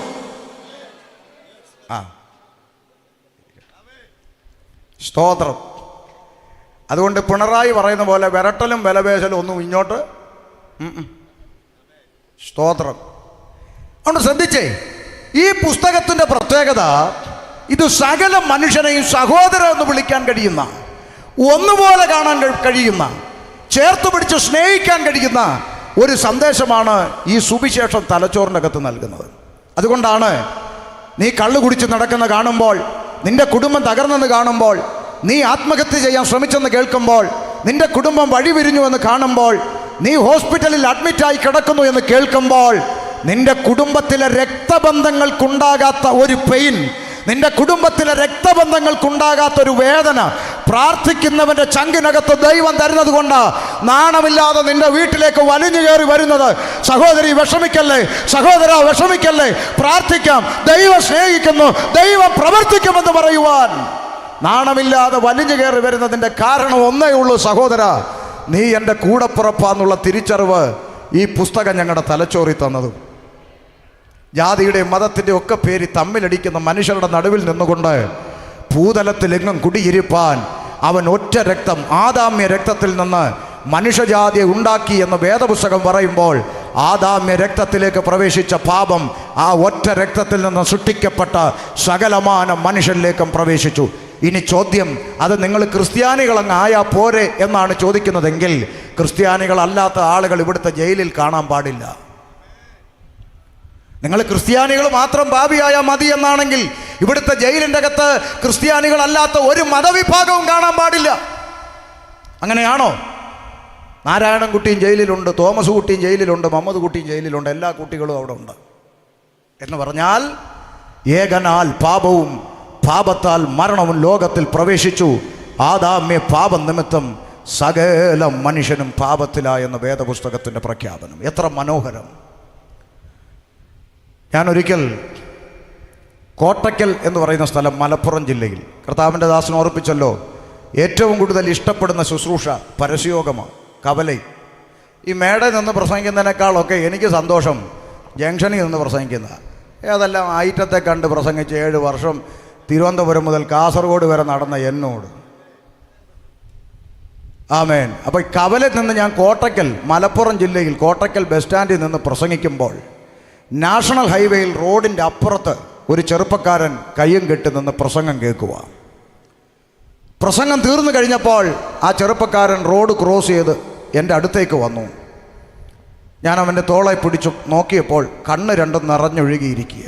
ഞാൻ ചോദിച്ചു, സഹോദര, എന്തിനാ വിഷമിക്കുന്നത്? കരയല്ലേ, എന്താ കാര്യം? ഉടനെ അദ്ദേഹം പെട്ടെന്നങ്ങ് കരഞ്ഞു. എന്നോട് പറഞ്ഞു, സാറേ, എൻ്റെ ഭാര്യ, എൻ്റെ കുഞ്ഞ്, എൻ്റെ കുടുംബം എല്ലാം നഷ്ടപ്പെട്ടു. ഞാനിപ്പോൾ ജീവിക്കണമെന്ന് താല്പര്യമില്ലാതെ നടക്കുക. ഏതെങ്കിലും ഒരു മുഴം കയറിൻ്റെ അറ്റത്തോ ഏതെങ്കിലും ഒരു വിഷക്കുപ്പിയോ മേടിച്ച് അവസാനിപ്പിക്കാമെന്ന് വിചാരിച്ച് ഞാൻ എൻ്റെ സമനില തെറ്റി നടന്നു പോകുമ്പോൾ നിങ്ങളുടെ പ്രസംഗം കേട്ടിട്ട് ഞാൻ കുറച്ച് സമയം അവിടെ നിന്നതാണെന്ന് പറഞ്ഞു. ഞാൻ ചേർത്ത് പിടിച്ചു. ഞാൻ ചോദിച്ചു, എന്തിനാ സഹോദര മരിക്കുന്നത്? മരിക്കാനല്ലല്ലോ ദൈവം നമ്മളെ സൃഷ്ടിച്ചത്. മരിക്കരുത്, അങ്ങനെ ചിന്തിക്കുക പോലും ചെയ്യരുത്. എന്താ സംഭവം, എന്താ കാര്യം? അപ്പോൾ ആ ചെറുപ്പക്കാരൻ പറയുകയാണ്, സാറേ, എനിക്കൊരു ഭാര്യയുണ്ട്, 4 വയസ്സുള്ളൊരു കുഞ്ഞുണ്ട്, സന്തോഷമായിട്ട് പോയ കുടുംബജീവിതം. പക്ഷേ സാറ് പറഞ്ഞില്ലേ, ഈ മദ്യം ഓരോ ദിവസവും വീട്ടിൽ നിന്ന് ഇറങ്ങുമ്പോൾ 4 വയസ്സുള്ള കുഞ്ഞിൻ്റെ തലയിൽ കൈവച്ച് ഞാൻ എൻ്റെ ഭാര്യയോട് സത്യം ചെയ്യും, പപ്പയുടെ പൊന്നുമോളാണ്, പപ്പയുടെ ചക്കര വാവയാണ്, പപ്പ ഇനി കുടിക്കത്തില്ലെന്ന് ആണയിട്ടിട്ടാ സാറേ ഞാൻ വീട്ടിൽ നിന്ന് ഇറങ്ങുന്നത്. പക്ഷേ വൈകിട്ട് ജോലി കഴിഞ്ഞ് വരുമ്പോൾ കവലയിൽ കാത്തു നിൽക്കുന്ന കൂട്ടുകാർ ഷെയറിട്ട് കുപ്പിയെടുത്ത് അടിച്ച് വൈകിട്ട് 4 കാലിലാ സാറേ ഞാൻ വീട്ടിലേക്ക് വരുന്നത്. എൻ്റെ ഭാര്യ പാവമാ സാറേ, അവൾ ഒത്തിരി സഹിച്ചു. പക്ഷേ ഞാൻ അവളെ മർദ്ദിക്കാൻ തുടങ്ങിയപ്പോൾ അവൾ എൻ്റെ കുഞ്ഞിനെ എടുത്ത് അവളുടെ വീട്ടിലേക്ക് പോയി. അടുത്ത വാക്ക്, ഇന്ന് ഞാൻ ഒറ്റയ്ക്കാണ് സാറേ. അടുത്ത വാക്ക് കാതു തുറന്ന് കേൾക്കണം ചെങ്കവിളക്കാർ. അടുത്ത വാക്ക് പറയുക, സാറേ, നിങ്ങളാരെങ്കിലും ഒന്ന് ഇടപെട്ടിട്ട് എനിക്ക് ഒരു പ്രാവശ്യം, ഒരൊറ്റ പ്രാവശ്യം എൻ്റെ കുടുംബത്തെ, എൻ്റെ ഭാര്യയും കുഞ്ഞിനെ എനിക്ക് തിരിച്ചു കിട്ടിയാൽ ഈ നശിച്ച കുടിയിൽ നിന്ന്, കേൾക്കുന്നുണ്ടോ, ഈ നശിച്ച കുടിയിൽ നിന്ന് ഒന്ന് രക്ഷപ്പെടണമെന്ന് എനിക്ക് ആഗ്രഹമുണ്ടെന്ന് പറഞ്ഞ ഒറ്റ കരച്ചില്ല. ഇന്ന് രാത്രി ചെങ്കവിളയിൽ എന്നെ കേൾക്കുന്ന ഓരോ മനുഷ്യനും ചിന്തിച്ചോണം, നമ്മുടെ ഇടത്തും വലത്തും ജീവിക്കുന്ന ചെറുപ്പക്കാരുടെ ഉള്ളിൽ ഒരു നന്മയുടെ മനുഷ്യനുണ്ട്. ഒന്ന് നന്നാകണം, ഇതൊക്കെ ഒന്ന് അവസാനിപ്പിക്കണം, എൻ്റെ അമ്മയ്ക്കും അച്ഛനും തണലായി മാറണം, എൻ്റെ ഭാര്യയ്ക്ക് കൊള്ളാവുന്നൊരു ഭർത്താവായി മാറണം, എൻ്റെ കുഞ്ഞുങ്ങൾക്ക് കൊള്ളാവുന്നൊരു പപ്പയായി മാറണമെന്നൊക്കെ ആഗ്രഹിക്കുന്നവർ നമുക്ക് ചുറ്റുമുണ്ട്. പക്ഷെ അവരെല്ലാം പറയുന്ന ഒരു മറുപടി, ആഗ്രഹിച്ചിട്ടും സാധിക്കുന്നില്ലെന്നാ. ഇന്ന് രാത്രി ചെങ്കവിളയോട് പറയാം, മനുഷ്യൻ ആഗ്രഹിക്കുന്ന നന്മയിലേക്ക് നടക്കാൻ കഴിയാതെ അവൻ ആഗ്രഹിക്കാത്ത തിന്മയിലേക്ക് അവനെ വലിച്ചു കൊണ്ടുപോകുന്ന ആ അദൃശ്യ ശക്തിയുടെ പിടിയിലാണ് മനുഷ്യനെന്നാണ് വേദപുസ്തകം പറഞ്ഞുകൊണ്ടിരിക്കുന്നത്. ആ അദൃശ്യ ശക്തിയുടെ പിടിയിൽ നിന്നാണ് നിനക്ക് മോചനം ലഭിക്കേണ്ടത്. അതാണ് പ്രിയപ്പെട്ടവരെ പാപം. ഈ പാപമെന്ന ഇരുട്ട് മനുഷ്യന്റെ ഹൃദയക്കൂടിൻ്റെ അകത്ത് കുടിയേറിയപ്പോൾ അവന് സംഭവിച്ച ദുരന്തം വേദപുസ്തകം വെളിപ്പെടുത്തി. അവൻ സൃഷ്ടാവായ ദൈവത്തിൽ നിന്ന് അകന്നുപോയി. അവൻ സൃഷ്ടാവിനെ മറന്നിട്ട് സൃഷ്ടിയ ദൈവമെന്ന് വിളിക്കാൻ തുടങ്ങി. ഇന്ന് രാത്രി ഇവിടുത്തെ കുഞ്ഞുങ്ങൾക്ക് മനസ്സിലാകുന്ന പോലെ ഒരിക്കൽ കൂടി ഞാൻ ചോദിക്കാം, മക്കളെ, മനുഷ്യനെ സൃഷ്ടിച്ചത് ആരടാ? ദൈവം. പിള്ളേർക്ക് മനസ്സിലായി, മനുഷ്യനെ സൃഷ്ടിച്ച ആരാടാ? ദൈവം. ഇന്ന് ദൈവത്തെ സൃഷ്ടിക്കുന്ന ആരാടാ? മനുഷ്യൻ. കണ്ടോ, പിള്ളേർക്ക് മനസ്സിലായിട്ടും വലുതിൻ്റെ തലയിൽ കയറുന്നില്ല. കണ്ടോ, ഇന്ന് ദൈവത്തെ സൃഷ്ടിക്കുന്ന ആരാ? ഈ മൂക്കി ശ്വാസമുള്ള മനുഷ്യൻ. ഇരിക്കുന്ന വേണം, എഴുന്നേക്കുന്ന വേണം, നടക്കുന്ന വേണം, കിടക്കുന്ന വേണം. ആരുണ്ടാക്കിത്തരും? മനുഷ്യൻ. ഇന്ന് രാത്രി ഒന്ന് മടങ്ങി വാ. ഇന്ന് രാത്രി സൃഷ്ടിയല്ല, സൃഷ്ടാവിങ്കലേക്കൊന്ന് മടങ്ങി വരണം. നിന്നെ സൃഷ്ടിച്ചൊരു ദൈവമുണ്ട്. ആ ദൈവം നോക്ക്, ഇന്ന് രാത്രി നിന്നെ സ്നേഹത്തോടെ വിളിക്കുന്നു. പാപത്തിലേക്ക് വീണുപോയ മനുഷ്യൻ സൃഷ്ടാവിൽ നിന്ന് അകന്നു പോയപ്പോൾ മനുഷ്യനെ പാപത്തിൻ്റെ പടുകുടിയിൽ നിന്ന് രക്ഷിച്ചെടുപ്പാൻ സ്വർഗത്തിലെ ഈശ്വരൻ സൃഷ്ടാവ് ഒരു പദ്ധതി ഒരുക്കി. എന്താ ആ പദ്ധതി എന്നറിയാമോ? ആ പദ്ധതി മനുഷ്യരെ അവരുടെ പാപത്തിൽ നിന്ന് രക്ഷിപ്പാൻ സാക്ഷാൽ ദൈവം വേഷത്തിൽ മനുഷ്യനായി ലോകത്തിലേക്ക് ഇറങ്ങി വരാൻ പോകുന്ന സ്വർഗീയ പദ്ധതി. ആ പദ്ധതി പ്രവാചകന്മാരിൽ കൂടെ വിളംബരം ചെയ്തു. ആര്? യെശയ്യാവ്, യെരമ്യാവ്, യെഹെസ്കേൽ, ദാനിയേൽ, ഹോശയ, യോവേൽ തുടങ്ങിയ പ്രവാചക ഗണത്തിലൂടെ ലോകത്തോട് വിളംബരം ചെയ്തു. കന്യക ഗർഭിണിയായി ഒരു മകനെ പ്രസവിക്കും. കന്യക ഗർഭിണിയായി ഒരു മകനെ പ്രസവിക്കും. അവൻ ഈ ജനത്തെ അവരുടെ പാപങ്ങളിൽ നിന്ന് മോചിപ്പിക്കും. അവനാണ് അത്ഭുത മന്ത്രി, അവനാണ് വീരനാം ദൈവം, അവനാണ് സമാധാനത്തിന്റെ പ്രഭു, അവനാണ് നിത്യ പിതാവ്. ഇന്ന് രാത്രി ചെങ്കവിളക്കാർ ശ്രദ്ധിച്ചു കേൾക്കണം എൻ്റെ വാക്ക്. യേശുക്രിസ്തു ജനിക്കുന്നതിന് മുൻപ് ഏകദേശം 700-ൽ പരം വർഷങ്ങൾക്ക് മുൻപ് പ്രവചിച്ച പ്രവാചകനാണ് യെശയ്യാവ്. അങ്ങനെങ്കിൽ കേട്ടോ, ജനിക്കുന്നതിന് 700 വർഷം മുമ്പ് പ്രവാചകൻ പറയുന്നു കന്യക ഗർഭിണിയായ ഒരു മകനെ പ്രസവിക്കും. 300 വർഷം പിന്നിട്ടപ്പോൾ ദാ മീഖ എന്ന് പറയുന്ന പ്രവാചകൻ രംഗത്ത് വന്നു. ആ പ്രവാചകൻ പറഞ്ഞു, ആ രക്ഷകൻ, ആ കന്യക ഗർഭിണിയായി ഉദയം കൊള്ളുന്ന ആ രക്ഷകൻ ബത്ലഹേം എഫ്രാത്തയിൽ ജനനം കൊള്ളും. ഇന്ന് രാത്രി ചെങ്കവിളക്കാർ ശ്രദ്ധിച്ച്, ജനിക്കുന്നതിന് വർഷങ്ങൾക്ക് മുമ്പ് ജനിക്കുന്ന പഞ്ചായത്തും വില്ലേജും വരെ പ്രവചിച്ചു വച്ചിട്ട് ആ പ്രവചിച്ചതുപോലെ പ്രവചിച്ച സ്ഥലത്ത് ജനിച്ച ഒരേ ഒരുവൻ ഉലക ചരിത്രത്തിലുണ്ടെങ്കിൽ ഇന്ന് രാത്രി ഷമീർ അബ്ദുൽ സലാം പ്രസംഗിക്കുന്ന നസ്രത്തുകാരനായ യേശു ക്രിസ്തുവല്ലാതെ മറ്റൊരുത്തനും ഉലകത്തിൽ അങ്ങനെ പിറന്ന ചരിത്രമില്ല. പറയാമോ ഒരാളെ പറയാമോ? ഈ ഇന്ത്യ മഹാരാജ്യത്ത് ഈ ലോകത്ത് ഒത്തിരി നേതാക്കന്മാർ ജനിച്ചു മരിച്ചിട്ടുണ്ട്, ഒത്തിരി വിപ്ലവ സിംഹങ്ങൾ ജനിച്ചു മരിച്ചിട്ടുണ്ട്, ഒത്തിരി ആത്മീയ ഗുരുക്കന്മാർ ജനിച്ചു മരിച്ചിട്ടുണ്ട്, ഒത്തിരി ഭരണാധികാരികൾ ജനിച്ചു മരിച്ചിട്ടുണ്ട്.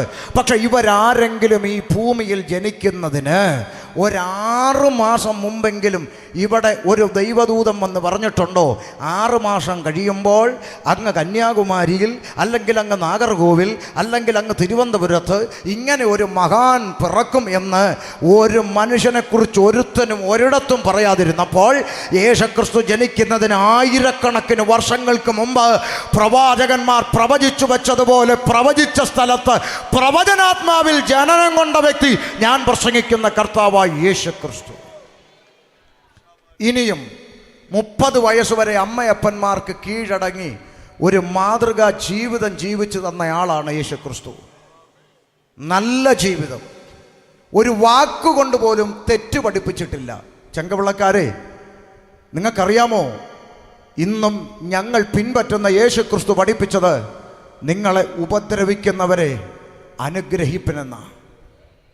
നേരെ മറിച്ച് ഞങ്ങളുടെ യേശു ഒരു വരിയെങ്കിലും നിങ്ങളെ ഒരു ചെകിട്ടത്തടിച്ചാൽ അവൻ്റെ മറ്റേ ചെകിട അടിച്ചു പൊളിക്കണമെന്ന് യേശു ഞങ്ങളെ പഠിപ്പിച്ചിരുന്നെങ്കിൽ ഇന്ന് ക്രിസ്ത്യാനികളുടെ നേരെ ഒരുത്തനും വിരൽ ചൂണ്ടത്തില്ലായിരുന്നു.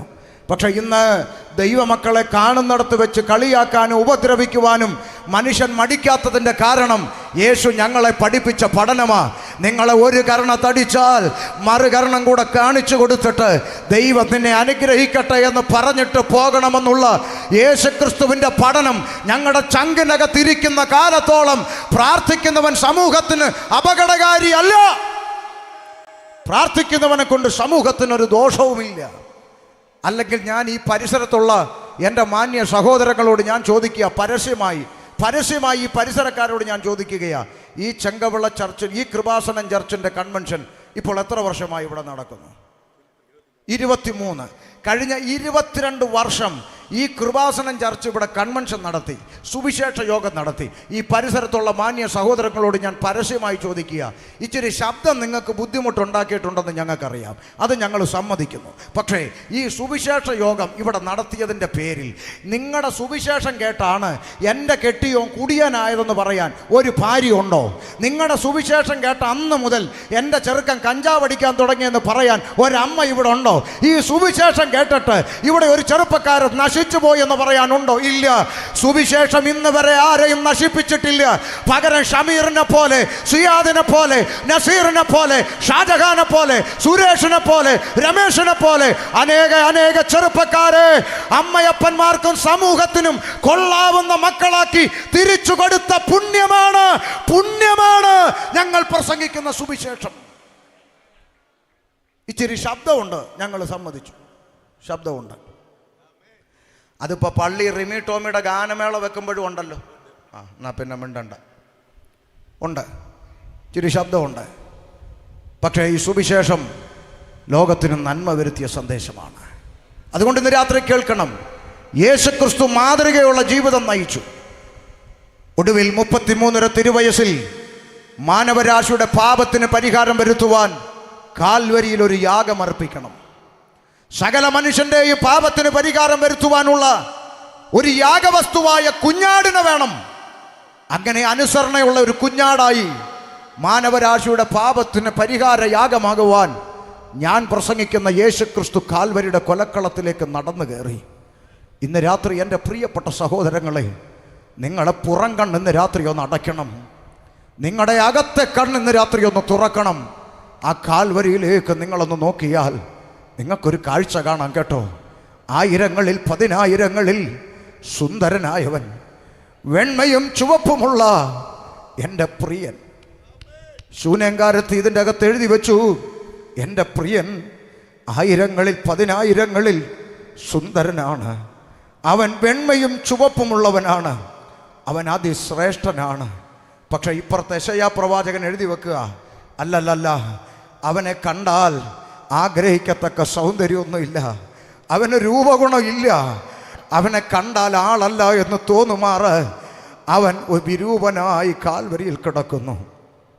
ഇന്ന് രാത്രി ഹൃദയത്തിൻ്റെ അകത്തുനിന്ന് ചോദിക്കാം, അതേ ആയിരങ്ങളിൽ പതിനായിരങ്ങളിൽ സുന്ദരനായവൻ, വെണ്മയും ചുവപ്പുമുള്ള എൻ്റെ പ്രിയൻ എന്തിന് കാൽവരിയിൽ കണ്ടാൽ തിരിച്ചറിയാത്തൊരു യാഗവസ്തുവിനെ പോലെ അറുക്കപ്പെട്ട് കിടന്നു?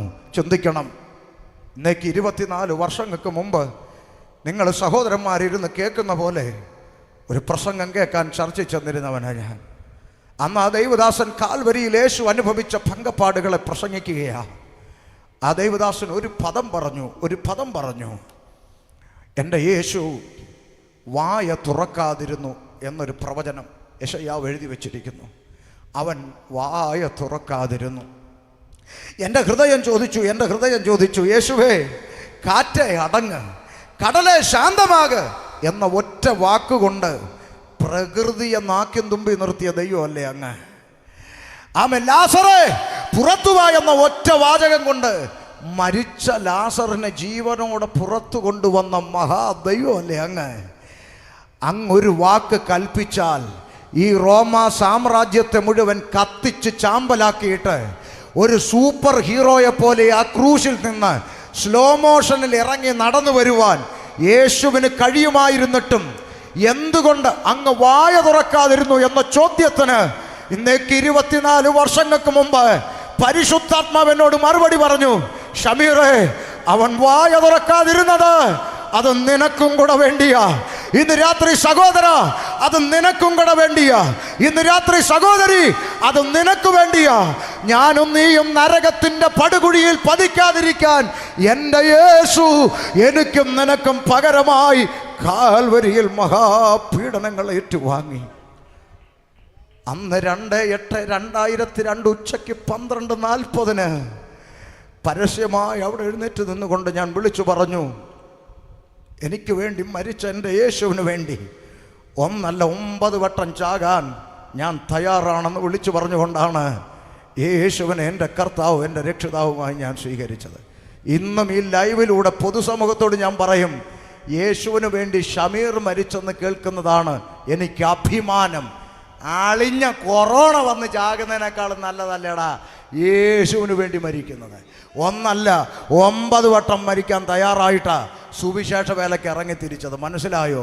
കാരണം ഞാനും നീയും നരകത്തിൻ്റെ പടുകുഴിയിൽ വീഴാതിരിപ്പാൻ എൻ്റെ യേശു എനിക്കും നിനക്കും പകരം കാൽവരിയുടെ കൊലക്കളത്തിൽ പീഡനങ്ങൾ ഏറ്റുവാങ്ങി. അരിമത്യക്കാരനായ യോസേപ്പിൻ്റെ കല്ലറയ്ക്കൽ യേശുക്രിസ്തുവിൻ്റെ ഭൗതിക ശരീരം അടക്കം ചെയ്യപ്പെട്ടു. ഇന്ന് രാത്രി ചെങ്കവിളയോട് പറയാം, 3 നാണി കൊണ്ട് അരിമത്യക്കാരനായ യോസേപ്പിൻ്റെ കല്ലറ കൊണ്ട് യേശു എന്ന വ്യക്തിത്വം അവസാനിച്ചിരുന്നെങ്കിൽ 3 നാണി കൊണ്ട് അവസാനിച്ച യേശുവിനെ പ്രസംഗിക്കാൻ ഷമീർ വരത്തില്ല ഇവിടെ. 3 നാണി കൊണ്ട് അവസാനിച്ച യേശുവിന് വേണ്ടി പാടാൻ ഇവിടെ ടിബിൻ എന്ന് പറയുന്ന ഒരു പാട്ടുകാരൻ വരത്തില്ല. 3 ആണി കൊണ്ട് അവസാനിച്ച യേശുവിന് വേണ്ടി കൃപാസന ഇവിടെ ഒരു കൺവെൻഷൻ പന്തൽ വക്കത്തില്ല. പിന്നെ എന്തുകൊണ്ട് പാടുന്നു, എന്തുകൊണ്ട് പ്രസംഗിക്കുന്നു? അല്ലേ, ഞങ്ങൾ പാടുന്നതും പ്രസംഗിക്കുന്നതും അങ്ങ് കുമ്പനാട്ടും എടത്വായിലും പരുമലയിലും കുരിശുമലയിലും അടഞ്ഞു കിടക്കുന്ന ഒരു കല്ലറവാദിക്കലല്ല, കണ്ണാടിക്കൂടിന്റെ മുമ്പിലല്ല, മറിച്ച് ഉലക മഹാന്മാരഖിലരും ഒരുപോൽ കല്ലറക്കകത്തൊടുങ്ങിപ്പോയപ്പോൾ സകലമാന കല്ലറകളിലും എഴുതി വച്ചിരിക്കുന്നു, ചാക്കോച്ചൻ ഇവിടെ അന്ത്യവിശ്രമം കൊള്ളുന്നു, ജോസഫ് അച്ചായൻ ഇവിടെ അന്ത്യവിശ്രമം കൊള്ളുന്നു, തോമസ് കുട്ടി ഇവിടെ അന്ത്യവിശ്രമം കൊള്ളുന്നു എന്ന് സകല കല്ലറകളിലും എഴുതിയിരിക്കുമ്പോൾ അതാ അങ്ങ് പാലസ്തീനിൽ തുറക്കപ്പെട്ട ഒരു കല്ലറയുണ്ട്.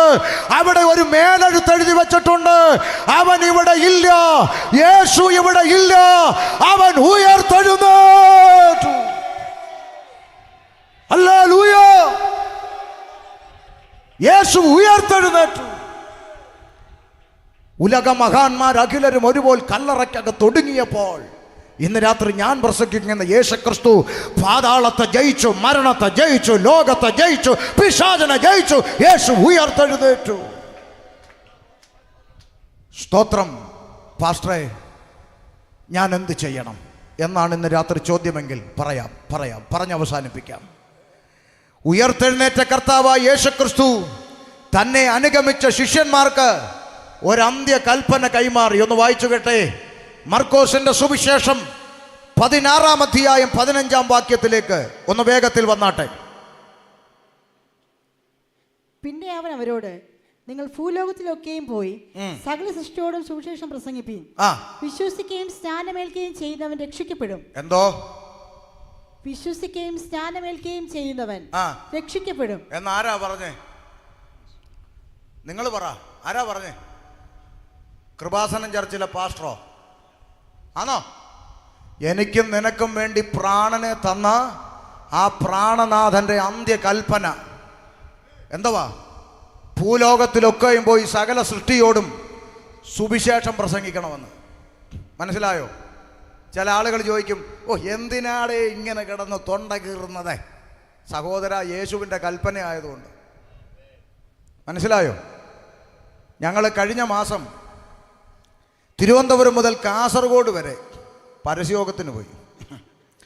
പരസ്യയോഗത്തിന് പോയപ്പോൾ അവിടെ ഇടുക്കി ജില്ലയ്ക്കകത്ത് ഒരു ഗ്രാമത്തിൽ ഒരു കുരിശടിയുടെ തണലിൽ പരസ്യയോഗം പ്രസംഗിക്കാൻ ഒരു ദൈവദാസൻ ഞങ്ങൾക്ക് സ്ഥലം കാണിച്ചതാണ്.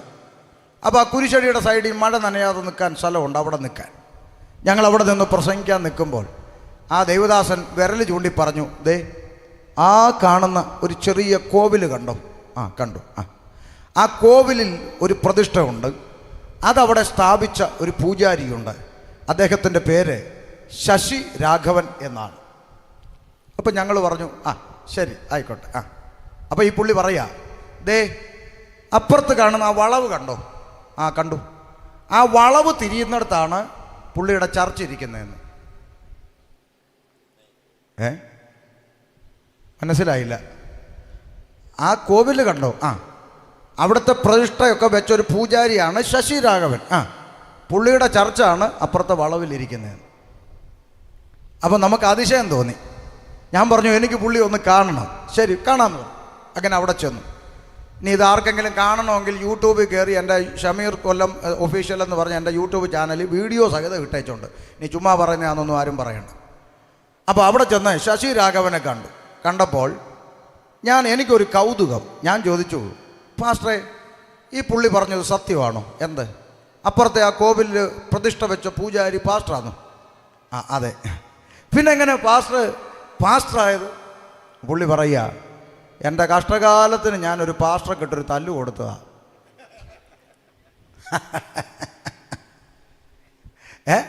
അന്ന് അപ്പം ഞാൻ ചോദിച്ചു, അതെന്താ സംഭവം, എന്താ കേട്ടോണം. ഇപ്പോൾ പുള്ളി പറയുക, പണ്ട് ഞങ്ങളുടെ നാട്ടിൻപുറത്തൊരു പാസ്റ്റർ അപ്പച്ചനും ഭാര്യയും ഇവിടെ വീടുകളൊക്കെ കയറി പ്രാർത്ഥിക്കാൻ വരുമായിരുന്നു. അപ്പോൾ ഒരു ദിവസം ഈ പാസ്റ്ററെ പിടിച്ചു വരട്ടി മേലെ ഇവിടെ ഉള്ള വീട്ടുകളിലൊന്നും കയറി പ്രാർത്ഥിക്കല്ലോന്നും പറഞ്ഞു വരട്ടി. അങ്ങനെ ആ പാസ്റ്റർ അങ്ങ് പോയി. പിന്നെ ഒരു ദിവസം അതവിടെ ഒരു വീട്ടിലൊരു സഹോദരൻ സുഖമില്ലാതെ കിടക്കുന്നെന്ന് അറിഞ്ഞിട്ട് ഈ അപ്പച്ചൻ പാസ്റ്റർ പ്രാർത്ഥിക്കാൻ വന്നു. പ്രാർത്ഥിച്ചിട്ട് തിരിച്ചിറങ്ങി വന്നത് ആരുടെ മുമ്പിൽ? ഈ ശശിരാഘവൻ്റെ മുമ്പിൽ ഒരൊറ്റ അടി കൊടുത്തു. നിന്നോട് പറഞ്ഞിട്ടില്ലടാ ഇവിടെ പ്രാർത്ഥിക്കാൻ വരില്ലെന്നും പറഞ്ഞ് ഒറ്റ അടി കൊടുത്തു. അപ്പച്ചൻ അടിയും കൊണ്ട് വേദനിച്ചു നിന്നു. ആളുകളൊക്കെ കൂടി. അപ്പോൾ ആരോ പറഞ്ഞറിഞ്ഞിട്ട് പാസ്റ്റർ ഭാര്യ അമ്മച്ചി വന്നു. അമ്മച്ചി വന്ന സങ്കടത്തോടെ ചോദിച്ചു, എടാ ശശിയെ, നിൻ്റെ അപ്പച്ചൻ്റെ പ്രായം ഇല്ലയോ, മനുഷ്യനല്ലേടാ, നീ എന്തിനാടാ ഈ മനുഷ്യനെ അടിച്ചത് എടാ ശശിയെ എന്ന് ചോദിച്ചു. ഉടനെ ശശി പറഞ്ഞു, നിങ്ങളടുത്തെല്ലാം പറഞ്ഞിട്ടില്ലേ ഇവിടെ പ്രാർത്ഥിക്കാൻ വരല്ലോ എന്ന്. ഉടനെ ഈ അമ്മച്ചി പറഞ്ഞൊരു വാചകം എനിക്ക് ഭയങ്കര ഇഷ്ടം തോന്നി കേട്ടോ. അമ്മച്ചി പറയുക, എൻ്റെ പൊന്ന് ശശിയെ, ഈ പാവങ്ങൾക്കും സാധുക്കൾക്കും സാധാരണക്കാരായ ആളുകൾക്കും ഒക്കെ വേണ്ടി പ്രാർത്ഥിക്കണമെന്ന് ഞങ്ങളോട് കർത്താവ് കൽപ്പിച്ചിരിക്കുക. അപ്പം കർത്താവിൻ്റെ കൽപ്പന ഞങ്ങൾ അനുസരിച്ചില്ലെങ്കിൽ കർത്താവ് ഞങ്ങളെ അടിക്കും. ഞങ്ങൾ പ്രാർത്ഥിച്ചില്ലെങ്കിൽ കർത്താവ് ഞങ്ങളെ അടിക്കും. ഞങ്ങൾ പ്രാർത്ഥിച്ചാൽ നിങ്ങളടിക്കും. എന്തായാലും ഞങ്ങൾക്ക് അടി കൊണ്ടേ പറ്റും. അമ്മച്ചി പറയുക കേട്ടെ, പ്രാർത്ഥിച്ചില്ലെങ്കിൽ കർത്താവ് അടിക്കും, പ്രാർത്ഥിച്ചാൽ നിങ്ങളടിക്കും. ഞങ്ങൾ എന്നാ ചെയ്യാനാടാ ശശിയെ എന്ന് പറഞ്ഞു. അപ്പച്ചനെ വിളിച്ചുകൊണ്ട് അമ്മച്ചി അങ്ങ് പോയി.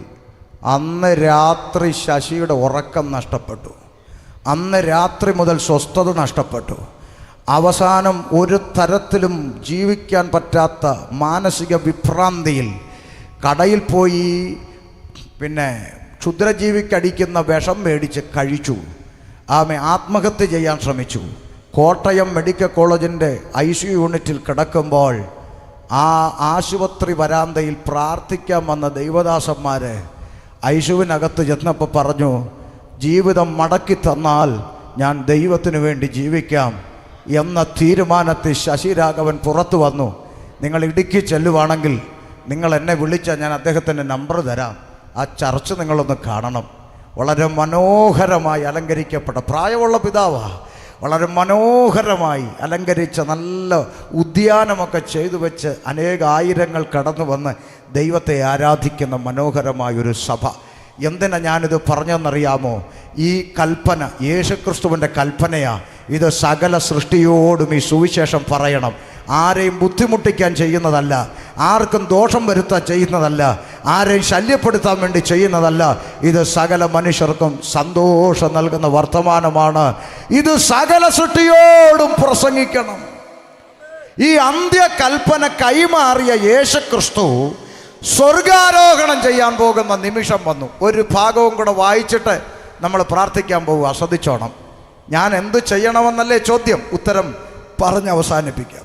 യേശു സ്വർഗാരോഹണം ചെയ്യുന്ന ഒലിവുമലയിൽ നിന്ന് യേശു രൂപാന്തരപ്പെട്ട് കണ്ണിന് മറയുമ്പോൾ ശിഷ്യന്മാരെല്ലാം തല ഉയർത്തി ഇങ്ങനെ നോക്കി നിൽക്കുമ്പോൾ അതാ സ്വർഗത്തിൽ നിന്ന് വെള്ളവസ്ത്രധാരിയായ ദൂതന്മാർ ഇറങ്ങി വന്നു. തല ഉയർത്തി നോക്കി നിൽക്കുന്ന ശിഷ്യന്മാരോട് ദൂതന്മാരൊരു പ്രവചനം വിളിച്ചു പറഞ്ഞു. അപ്പോസ്തല പ്രവർത്തികൾ 1-ാം അധ്യായം 11-ാമത്തെ വാക്യം ഒന്ന് ശാന്തമായി കേൾക്കണം. വായിച്ചു കൊടുത്തേ. ഗലീല പുരുഷന്മാരെ, നിങ്ങൾ ആകാശത്തിലേക്ക് നോക്കി നിൽക്കുന്നത് എന്ത്? നിങ്ങൾ ആകാശത്തിലേക്ക് നോക്കി നിൽക്കുന്നത് എന്ത്? നിങ്ങളെ വിട്ട് സ്വർഗാരോഹണം ചെയ്ത ഈ യേശുവിനെ സ്വർഗത്തിലേക്ക് പോകുന്നവനായി നിങ്ങൾ കണ്ടതുപോലെ തന്നെ വീണ്ടും വരുമെന്ന് പറഞ്ഞു. അവൻ വീണ്ടും വരും എന്ന് പറഞ്ഞു. ഇന്ന് രാത്രി ചെങ്കവിളയോട് ഞങ്ങൾ വിളംബരം ചെയ്യുന്നു, യേശു വീണ്ടും മടങ്ങി വരും. അത് വിശ്വസിക്കുന്നവർ കരമുയർത്ത് ദൈവത്തെ സ്തുതിച്ചാൽ.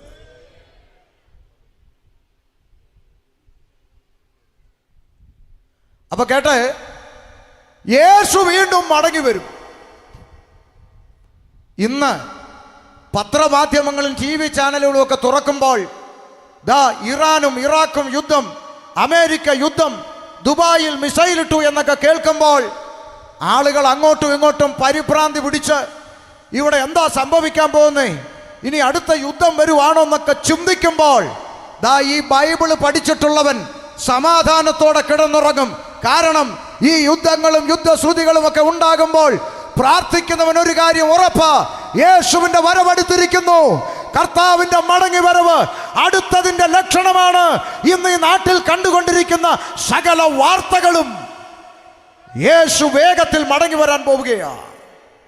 യേശു വീണ്ടും മടങ്ങി വരും എന്ന് ദൂതന്മാർ പറഞ്ഞു. ഇത് കേട്ട ശിഷ്യന്മാർ എന്ത് ചെയ്തു എന്നത് ഇനി ഞാൻ വായിപ്പിക്കാൻ പോകുന്ന വാക്കുകൾ കാതു തുറന്ന് ഇതിനകത്തിരിക്കുക കാര്യം. കാതു തുറന്ന് കേട്ടിട്ട് വേണം ഇവിടുന്ന് പോകാൻ. ഇനി ഗൗരവമുള്ള ഒരു കാര്യം 10 മിനിറ്റിൽ പറഞ്ഞ് നമ്മൾ ഒരുമിച്ച് ആരാധിക്കാൻ പോവുക. ശ്രദ്ധിച്ചു കേട്ടോണം. ഇനി ഒന്ന് വായിച്ചേ. ശിഷ്യന്മാർ ഇത് കേട്ടിട്ട് എന്ത് ചെയ്തു എന്നൊന്ന് വായിച്ചേ.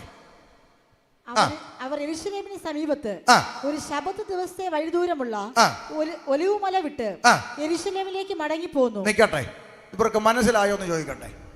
ശിഷ്യഗണങ്ങളെല്ലാം ഒലിവുമല വിട്ടിട്ട് യെരൂശലേമിലേക്ക് മടങ്ങിപ്പോന്നു. മനസ്സിലായോ?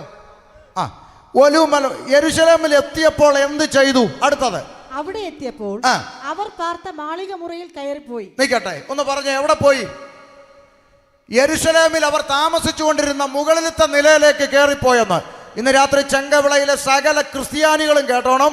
മേലോട്ട് കയറിപ്പോയവരുടെ പേര് വിവരങ്ങൾ വിശുദ്ധ തിരുവെഴുത്തിൽ രേഖപ്പെടുത്തിയിട്ടുണ്ട്.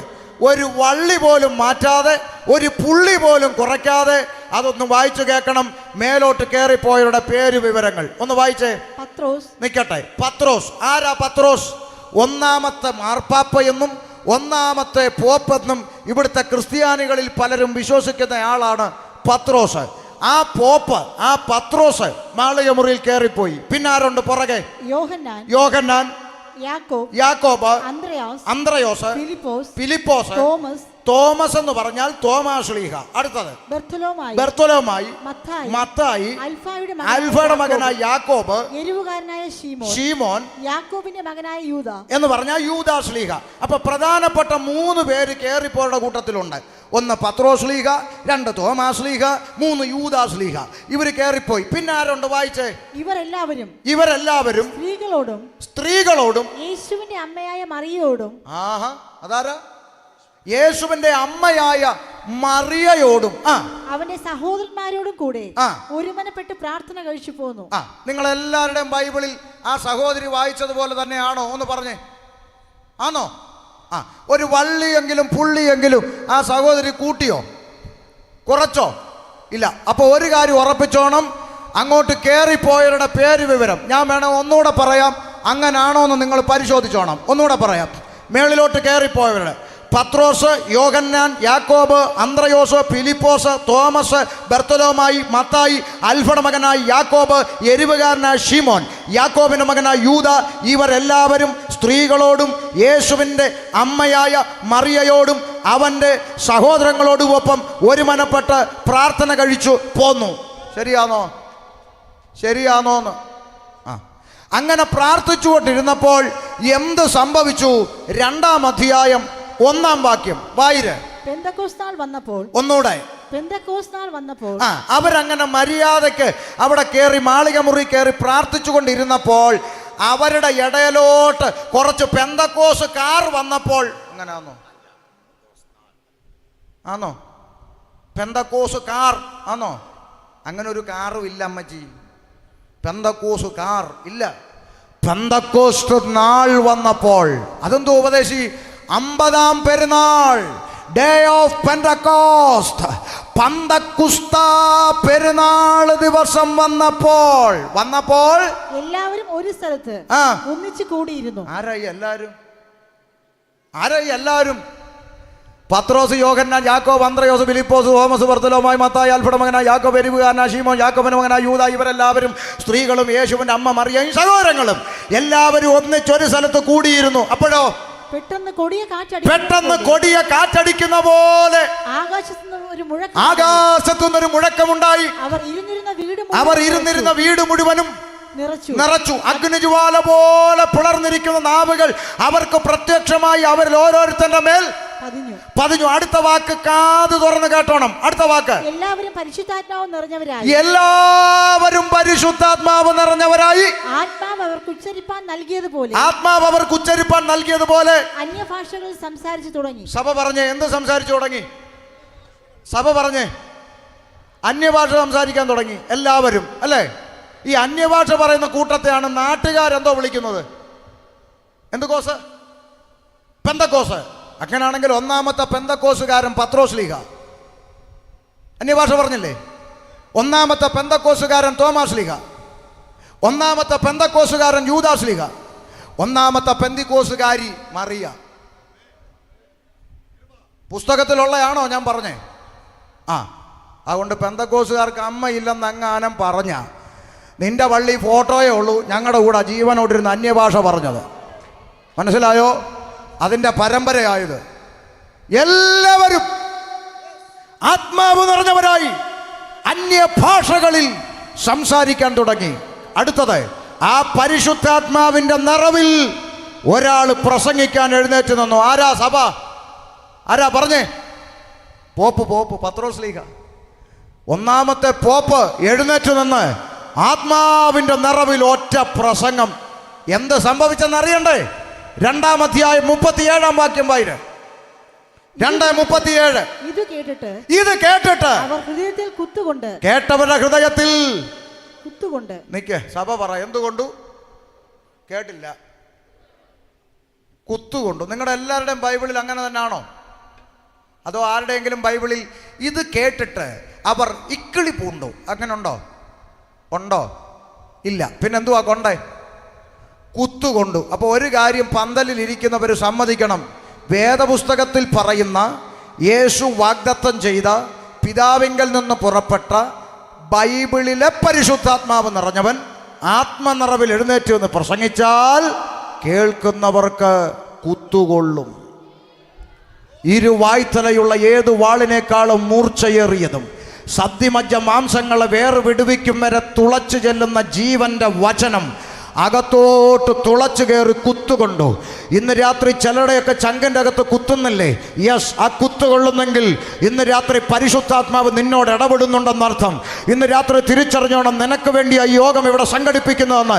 ഇന്ന് രാത്രി തിരിച്ചറിഞ്ഞോണം ചില ജീവിതങ്ങൾക്ക് കുത്തുകൊള്ളുന്നെങ്കിൽ പരിശുദ്ധാത്മാവ് നിന്നിൽ പ്രവർത്തിക്കുന്നുണ്ട്. അവരുടെ ഹൃദയത്തിൽ കുത്തുകൊണ്ടു. കേട്ടെ, കുത്തുകൊണ്ടവരെന്തു ചെയ്തു? പ്രസംഗിച്ച ഉപദേശിയുടെ കൊങ്ങായിക്ക് പിടിച്ചെന്നാണോ? വായിച്ചുകൂടെ എന്തോ ചെയ്തെന്ന്. പത്രോസിനോടും ശേഷം അപ്പോസ്തലന്മാരോടും സഹോദരന്മാരായ പുരുഷന്മാരെ ഞങ്ങൾ എന്തു ചെയ്യേണ്ടു എന്ന് ചോദിച്ചു. കണ്ടോ? ഞങ്ങൾ എന്ത് ചെയ്യണം? നിങ്ങൾ അവിടെ ആത്മാവിൽ പ്രസംഗിച്ചുകൊണ്ട് നിൽക്കുമ്പോൾ എൻ്റെ ചങ്കത്ത് കുത്തുകൊള്ളുകയായിരുന്നു. പറ, ഞങ്ങൾ എന്ത് ചെയ്യണം? പത്രോസിന്റെ മറുപടി. പത്രോസ് അവരോട്, പോപ്പ് അവരോട്, ഷമീർ കൊല്ലം അല്ല, കോട്ടൂർപ്പി ജോയിക്കുട്ടിയല്ല, പിന്നെ ആരാ? പോപ്പ് അവരോട്, പത്രോസ് അവരോട്, നിങ്ങൾ മാനസാന്തരപ്പെട്ട് നിങ്ങളുടെ പാപങ്ങളുടെ മോചനത്തിനായി ഓരോരുത്തരും യേശുക്രിസ്തുവിന്റെ നാമത്തിൽ സ്നാനമേൽപ്പിൻ. കാത് തുറന്ന് കേട്ടോ ക്രിസ്ത്യാനി. ആ ഏദനി വെച്ച് നഷ്ടപ്പെട്ടു പോയ പുത്രത്വം, ആ അകത്ത് കയറിയ പാപത്തിൽ നിന്നുള്ള മോചനം നിനക്ക് വേണമെങ്കിൽ ഒരു നാണയത്തൊട്ട് കൊടുക്കണ്ട, 1 കിലോമീറ്റർ നടക്കണ്ട, ഒരു മെഴുകുതിരി കത്തിക്കണ്ട, മാനസാന്തരപ്പെട്ട് സ്നാനപ്പെടാൻ. പെന്തിക്കോസുകാരാണോ പറഞ്ഞേ? ഒന്നാമത്തെ പോപ്പ് പത്രോസ്ലീഹ പറഞ്ഞു. ഞങ്ങളത് ആവർത്തിക്കുന്നല്ലേ ഉള്ളൂ. ഒരു വരി ഞങ്ങൾ കൂട്ടിയോ? ഒരു വരി ഞങ്ങൾ കുറച്ചോ? ഇന്നും ആ പത്രോസ്ലീഹ പറഞ്ഞത് ഞങ്ങൾ ഏറ്റു പറഞ്ഞുകൊണ്ടേയിരിക്കുന്നു. സഹോദര, ഇന്ന് രാത്രി ആ പാപത്തിൽ നിന്ന് നിനക്ക് മോചനം വേണോ? സഹോദരി, ഇന്ന് രാത്രി ആ പുത്രത്വം നിനക്ക് തിരിച്ചു പ്രാപിക്കണോ? സഹോദരി, ഇന്ന് രാത്രി നിന്റെ പേര് ജീവന്റെ പുസ്തകത്തിൽ എഴുതപ്പെടാൻ ദൂതന്മാർ തയ്യാറായി നിൽക്കുമ്പോൾ ഞാൻ എന്ത് ചെയ്യണമെന്ന ചോദ്യത്തിന് പോപ്പിന്റെ മറുപടി, മാനസാന്തരപ്പെട്ട് സ്നാനപ്പെടണം. ഒരിക്കൽ ഒരു സ്ഥലത്ത് പ്രസംഗിച്ചപ്പോൾ ഒരു സഹോദരി യോഗം കഴിഞ്ഞ് അടുത്ത് വന്നിട്ട് പറഞ്ഞു, പാസ്റ്ററേ, സത്യത്തിൽ ബൈബിളിൽ ഇങ്ങനെയൊക്കെ ഉണ്ടെന്ന് അറിയത്തില്ലായിരുന്നു. ഇത്രയും കാര്യങ്ങളൊക്കെ ബൈബിളിൽ ഉണ്ടെന്ന് ഇപ്പോഴാണ് അറിയുന്നേ. സന്തോഷം. ഒരു സംശയം ചോദിച്ചോട്ടെ? ഞങ്ങൾ കുഞ്ഞിലെ സ്നാനപ്പെട്ടതാ. ഏത്? കുഞ്ഞുവാവ ആയിരിക്കുമ്പോഴേ ഞങ്ങൾ സ്നാനപ്പെട്ടതാ. അപ്പം ഇനി ഞങ്ങൾ വീണ്ടും സ്നാനപ്പെടണോ? പലരുടെയും സംശയമാണ്. ഞാൻ പറഞ്ഞു, സഹോദരി, ബൈബിൾ എന്താ പറഞ്ഞത്? പാപങ്ങളുടെ മോചനത്തിനായി മാനസാന്തരപ്പെട്ട് സ്നാനമേൽപ്പിൻ. അപ്പോൾ ആദ്യം നടക്കേണ്ടത് എന്താ? മാനസാന്തരം. ഒരു കുഞ്ഞിനെ മാനസാന്തരം സാധ്യമോ? എന്താ മാനസാന്തരം? ഞാനൊരു പാപിയാണെന്നും എൻ്റെ പാപത്തിന് വേണ്ടി എൻ്റെ യേശു എനിക്ക് പകരം മരിച്ചു, അടക്കപ്പെട്ടു, ഉയർത്തെഴുന്നേറ്റു. എന്നെ ചേർക്കാൻ എൻ്റെ കർത്താവ് വീണ്ടും വരും.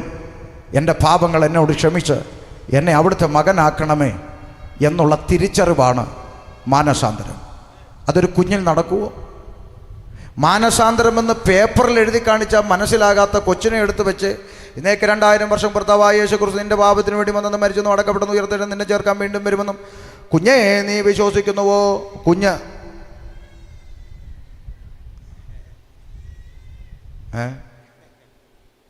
കുഞ്ഞ് ഇതുപോലെ നടന്ന് കരയും അല്ലേ? കുഞ്ഞ് വാ തുറന്ന് പറയണം, യെസ് ഐ ബിലീവ് ദാറ്റ്, ഞാനത് വിശ്വസിക്കുന്നെന്ന് പറഞ്ഞാൽ നിങ്ങൾക്ക് സ്നാനം കഴിപ്പിക്കാം. അപ്പോൾ ചില ആളുകൾക്കൊരു സംശയം വരും, പാസ്റ്ററെ ഈ മാനസാന്തരം സ്നാനപ്പെട്ടതിന് ശേഷം വളരുമ്പം മാനസാന്തരപ്പെട്ടാൽ പോരെ? നിങ്ങളെല്ലാം ഇന്ന് കുളിച്ചോ? വേഗം പറ. കുളിച്ചിട്ട് തല തോർത്തിയോ? തോർത്തി. വർഷങ്ങളായിട്ട് ഇത് തന്നെ അല്ലയോ ചെയ്യുന്നത്? നാളെ തൊട്ടൊരു ചേഞ്ച്, ആദ്യം തല തോർത്തിയിട്ട് പിന്നെ കുളിക്കാം. കുഴപ്പമാണ്, പിന്നെയും തോർത്തേണ്ടി വരും ഇല്ലേ പാസ്റ്ററെ? നമ്മുടെ മനുഷ്യൻ്റെ ജീവിതത്തിൽ ഡെയിലി ചെയ്തുകൊണ്ടിരിക്കുന്ന ഒരു വിഷയം തല തിരിച്ചപ്പോൾ പ്രശ്നമാണെങ്കിൽ ആകാശം മാറിയാലും ഭൂമി ഒഴിഞ്ഞു പോയാലും വള്ളിപുള്ളി മാറ്റം വരാത്ത ദൈവവചനം തലതിരിക്കാൻ ഭൂമിയിൽ ആരെയും അനുവദിച്ചിട്ടില്ല. മാനസാന്തരപ്പെട്ട് സ്നാനമേൽക്കണമെന്ന് തിരുവെഴുത്ത് പറയുന്നെങ്കിൽ സഹോദരി ആദ്യം സംഭവിക്കേണ്ടത് മാനസാന്തരം. അപ്പോൾ ഒന്നാൾ വേറൊരാൾ പറഞ്ഞു കേൾക്കണം, പാസ്റ്ററെ ഈ കുഞ്ഞിന് മാനസാന്തരം ഏറ്റു പറയാൻ ഒക്കത്തില്ലെന്ന് ഞങ്ങൾക്കറിയാം, അതുകൊണ്ട് പകരത്തിന് ഏറ്റു പറയാൻ വേറൊരാൾ ഞങ്ങളുടെ പള്ളിയിൽ നിർത്തും. ആണോ? അങ്ങനെയൊക്കെ ഉണ്ടോ? ഉണ്ടായിരിക്കും, എനിക്കറിഞ്ഞുകൂടാ. അപ്പം ഞാൻ അവരോട് ചോദിച്ചൊരു ചോദ്യം നിങ്ങളോട് ചോദിക്കുക, നിങ്ങൾ പള്ളിയിൽ വിവാഹ നിശ്ചയത്തിന് പോയിട്ടുണ്ടോ? വേഗം പറ. എൻഗേജ്മെൻറ്റ് പോയിട്ടുണ്ടോ? ഇല്ലേ? ഉണ്ട്. ആരാധന മുടക്കിയിട്ട് പോകുന്ന ടീമുകളാണ്, മിണ്ടാതിരിക്കുന്നത് കണ്ടില്ലേ? എൻഗേജ്മെൻറ്റിന് പോയിട്ടുണ്ടോ? ഉണ്ട്. അപ്പോൾ ഈ പള്ളിയിൽ അച്ഛൻ ഇങ്ങനെ ചോദിക്കാറുണ്ടോ? ഉണ്ടെങ്കിൽ ഉണ്ടെന്ന് പറയണം. എനിക്ക് അറിഞ്ഞുകൂടാങ്കിൽ നിങ്ങൾ പറയണം, തെറ്റാന്ന് പറയണം. ഇങ്ങനെ ചോദിക്കും, സൂസമ്മേ നിൻ്റെ വലത്ത് ഭാഗത്തു നിൽക്കുന്ന ജേക്കബിൻ്റെയും ശോശാമ്മയുടെ മകൻ സണ്ണിക്കുട്ടിയെ വിവാഹ നിശ്ചയം കഴിപ്പാൻ നിനക്ക് സമ്മതമാണോ? ചോദിക്കാറുണ്ടോ? ഉണ്ട്. സമാധാനം. അപ്പം ഈ പെണ്ണിൻ്റെ അപ്പൻ, ജനിപ്പിച്ച അപ്പൻ, സ്വന്തം അപ്പൻ പുറകിൽ നിന്നുകൊണ്ട് പറയുക, സമ്മതമാണ്. നടത്തുവോ? എനിക്ക് ഒത്തിരി അച്ഛന്മാരുമായിട്ട് നല്ല ബന്ധമുള്ള ആളാണ്. ഞാൻ ചോദിച്ച് ഉറപ്പ് വരുത്തിയാച്ചാ ഇവിടെ നിന്ന് പറയുന്നത്. ഞാൻ എൻ്റെ പിള്ളേരുമായിട്ട് വെക്കേഷന് വാഗമണ്ണ് പോയി. വാഗമണ്ണിൻ്റെ പൈൻ വാല്യൂവിൽ അവിടെ പിള്ളേർ അങ്ങോട്ട് പോയി. ഞാൻ അവിടെ തിട്ടയിലിരിക്കുമ്പം ഒരാൾ വന്ന് തോളെ തട്ടി വെച്ച് ചോദിച്ചു, ഷമീർ കൊല്ലം ആണോ? ഞാൻ പറഞ്ഞു അതെ. പ്രസംഗമൊക്കെ യൂട്യൂബിൽ ഇങ്ങനെ കേൾക്കാറുണ്ട്, അപ്പോൾ സംശയം തോന്നി, അതുകൊണ്ട് ചോദിച്ചതാ. ഞാൻ പറഞ്ഞു സന്തോഷം. ഞാൻ ചോദിച്ചു, അച്ഛൻ എവിടെയാണ് താമസിക്കുന്നത്? ഞാൻ കോട്ടയത്തിനടുത്താണ്. ഏത് പള്ളിയിലാണ്? ഞാൻ കത്തോലിക്ക പള്ളിയിൽ അച്ഛനാന്ന്. ഞാൻ പറഞ്ഞു അച്ഛന്മാരൊക്കെ എൻ്റെ പ്രസംഗം കേൾക്കാറുണ്ട്, നല്ല പ്രസംഗമല്ല. അപ്പോൾ ഒത്തിരി ബന്ധമുണ്ടേ. അപ്പം ഞാൻ അതുകൊണ്ട് പറയാം, സമ്മതമാണെന്ന് പെണ്ണിൻ്റെ അപ്പൻ, ജനിപ്പിച്ച അപ്പൻ, സ്വന്തം അപ്പൻ പറഞ്ഞാൽ ഒരച്ഛൻ അത് നടത്തുമോ? ഇല്ല, മൈൻഡ് ചെയ്യത്തില്ല. വീണ്ടും ചോദിക്കും, സൂസമ്മേ നിൻ്റെ വലത്ത് ഭാഗത്ത് നിൽക്കുന്ന ജേക്കബിൻ്റെ ജോഷാമ്മയുടെ മകൻ സണ്ണിക്കുട്ടിയെ വിവാഹ നിശ്ചയം കഴിപ്പാൻ നിനക്ക് സമ്മതമാണോ? അപ്പോൾ പെണ്ണിൻ്റെ അമ്മ, പ്രസവിച്ച അമ്മ പുറകെ നിന്നുകൊണ്ട് പറയാം, സമ്മതമാച്ചോ, അവളല്ലയോ കെട്ടണമെന്ന് പറഞ്ഞ് നടന്നേ, അങ്ങോട്ട് നടത്തുവോ? ഈ ലോകത്തിലെ മണവാട്ടിയാകാൻ പെറ്റ തള്ള പറഞ്ഞാൽ പോരെങ്കിൽ, ഈ ലോകത്തിലെ മണവാട്ടിയാകാൻ ജനിപ്പിച്ച അപ്പൻ പറഞ്ഞാൽ പോരെങ്കിൽ, കുഞ്ഞാടിന്റെ കാന്തയാകാൻ, യേശുക്രിസ്തുവിന്റെ മണവാട്ടിയാകാൻ, ഞാൻ ക്രിസ്തു എന്ന ഏക പുരുഷന് നിങ്ങളെ നിർമ്മല കന്യകയായി ഏൽപ്പിപ്പാൻ വിവാഹം നിശ്ചയം എൻഗേജ്മെന്റ് ചെയ്തിരിക്കുന്നു എന്ന് തിരുവെഴുത്ത് പറയുമ്പോൾ, ആ എൻഗേജ്മെന്റിലേക്ക് പ്രവേശിപ്പാൻ പകരക്കാര് പറഞ്ഞാൽ ഒക്കത്തില്ല. അമ്മാമേ, നിന്റെ അധരം കൊണ്ട് നീ ഏറ്റുപറയണം, ഈ യേശുവിനെ എൻ്റെ കർത്താവും എൻ്റെ രക്ഷിതാവും എൻ്റെ മണവാളനുമായി ഞാൻ സ്വീകരിക്കുന്നു എന്ന് ഹൃദയം കൊണ്ട് വിശ്വസിച്ച് അധരം കൊണ്ട് ഏറ്റുപറയുമ്പോഴാണ് നീ രക്ഷിക്കപ്പെടുന്നത്. വേറെ വഴിയില്ല. മനസ്സിലായോ? മാനസാന്തരപ്പെട്ട് സ്നാനമേക്കണം. അപ്പോൾ വേറൊരാൾ, പാസ്റ്ററെ അങ്ങനെയാണ് ഒരു സംശയം. എന്താ? ക്രൂശിലെ കള്ളൻ സ്നാനപ്പെട്ടില്ലല്ലോ, പറുദീസയിലിരുത്താന്ന് പറഞ്ഞില്ലേ? എന്തൊക്കെ ഇടങ്ങേറാന്ന് നോക്കണം പഠിപ്പിച്ച് വെച്ചേക്കുന്നത്. ഞാൻ ആദ്യം അന്നേരം തിരിച്ചങ്ങ് പറഞ്ഞു, സോറി ചേട്ടാ, കള്ളനാന്ന് ഞാൻ അറിഞ്ഞില്ല, സ്നാനപ്പെടണ്ടെന്ന് പറഞ്ഞു. കള്ളനും കള്ളിയും ഒന്നും അതല്ലല്ലോ മറുപടി. അല്ലല്ല, മറുപടി അതല്ല. പിന്നെന്താ പറയാം? യേശുവിനോടുകൂടെ ക്രൂശിക്കപ്പെട്ട കള്ളന്മാർ ന്യായപ്രമാണത്തിന് കീഴെയാണോ ക്രൂശിക്കപ്പെട്ടത്, അതോ കൃപായുഗത്തിലാണോ?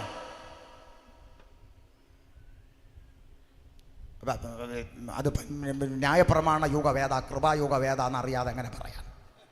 എന്നാ കേട്ടോ, മോശ മുതൽ യേശുക്രിസ്തുവിൻ്റെ ഉയർത്തെഴുന്നേൽപ്പ് വരെയുള്ളവർ ന്യായപ്രമാണത്തിന് കീഴെയും യേശുക്രിസ്തുവിൻ്റെ ഉയർത്തെഴുന്നേൽപ്പ് മുതൽ ഇനി വീണ്ടും വരെയുള്ള ആളുകളെല്ലാം കൃപയാലുള്ള രക്ഷായുഗത്തിലും ജീവിക്കുന്നു.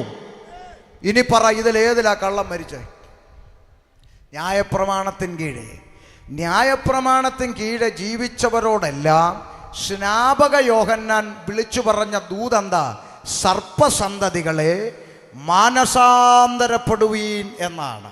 ആ മാനസാന്തരം കള്ളൻ എവിടെ വെച്ചുണ്ടായി? ക്രൂശിൽ വെച്ചുണ്ടായി.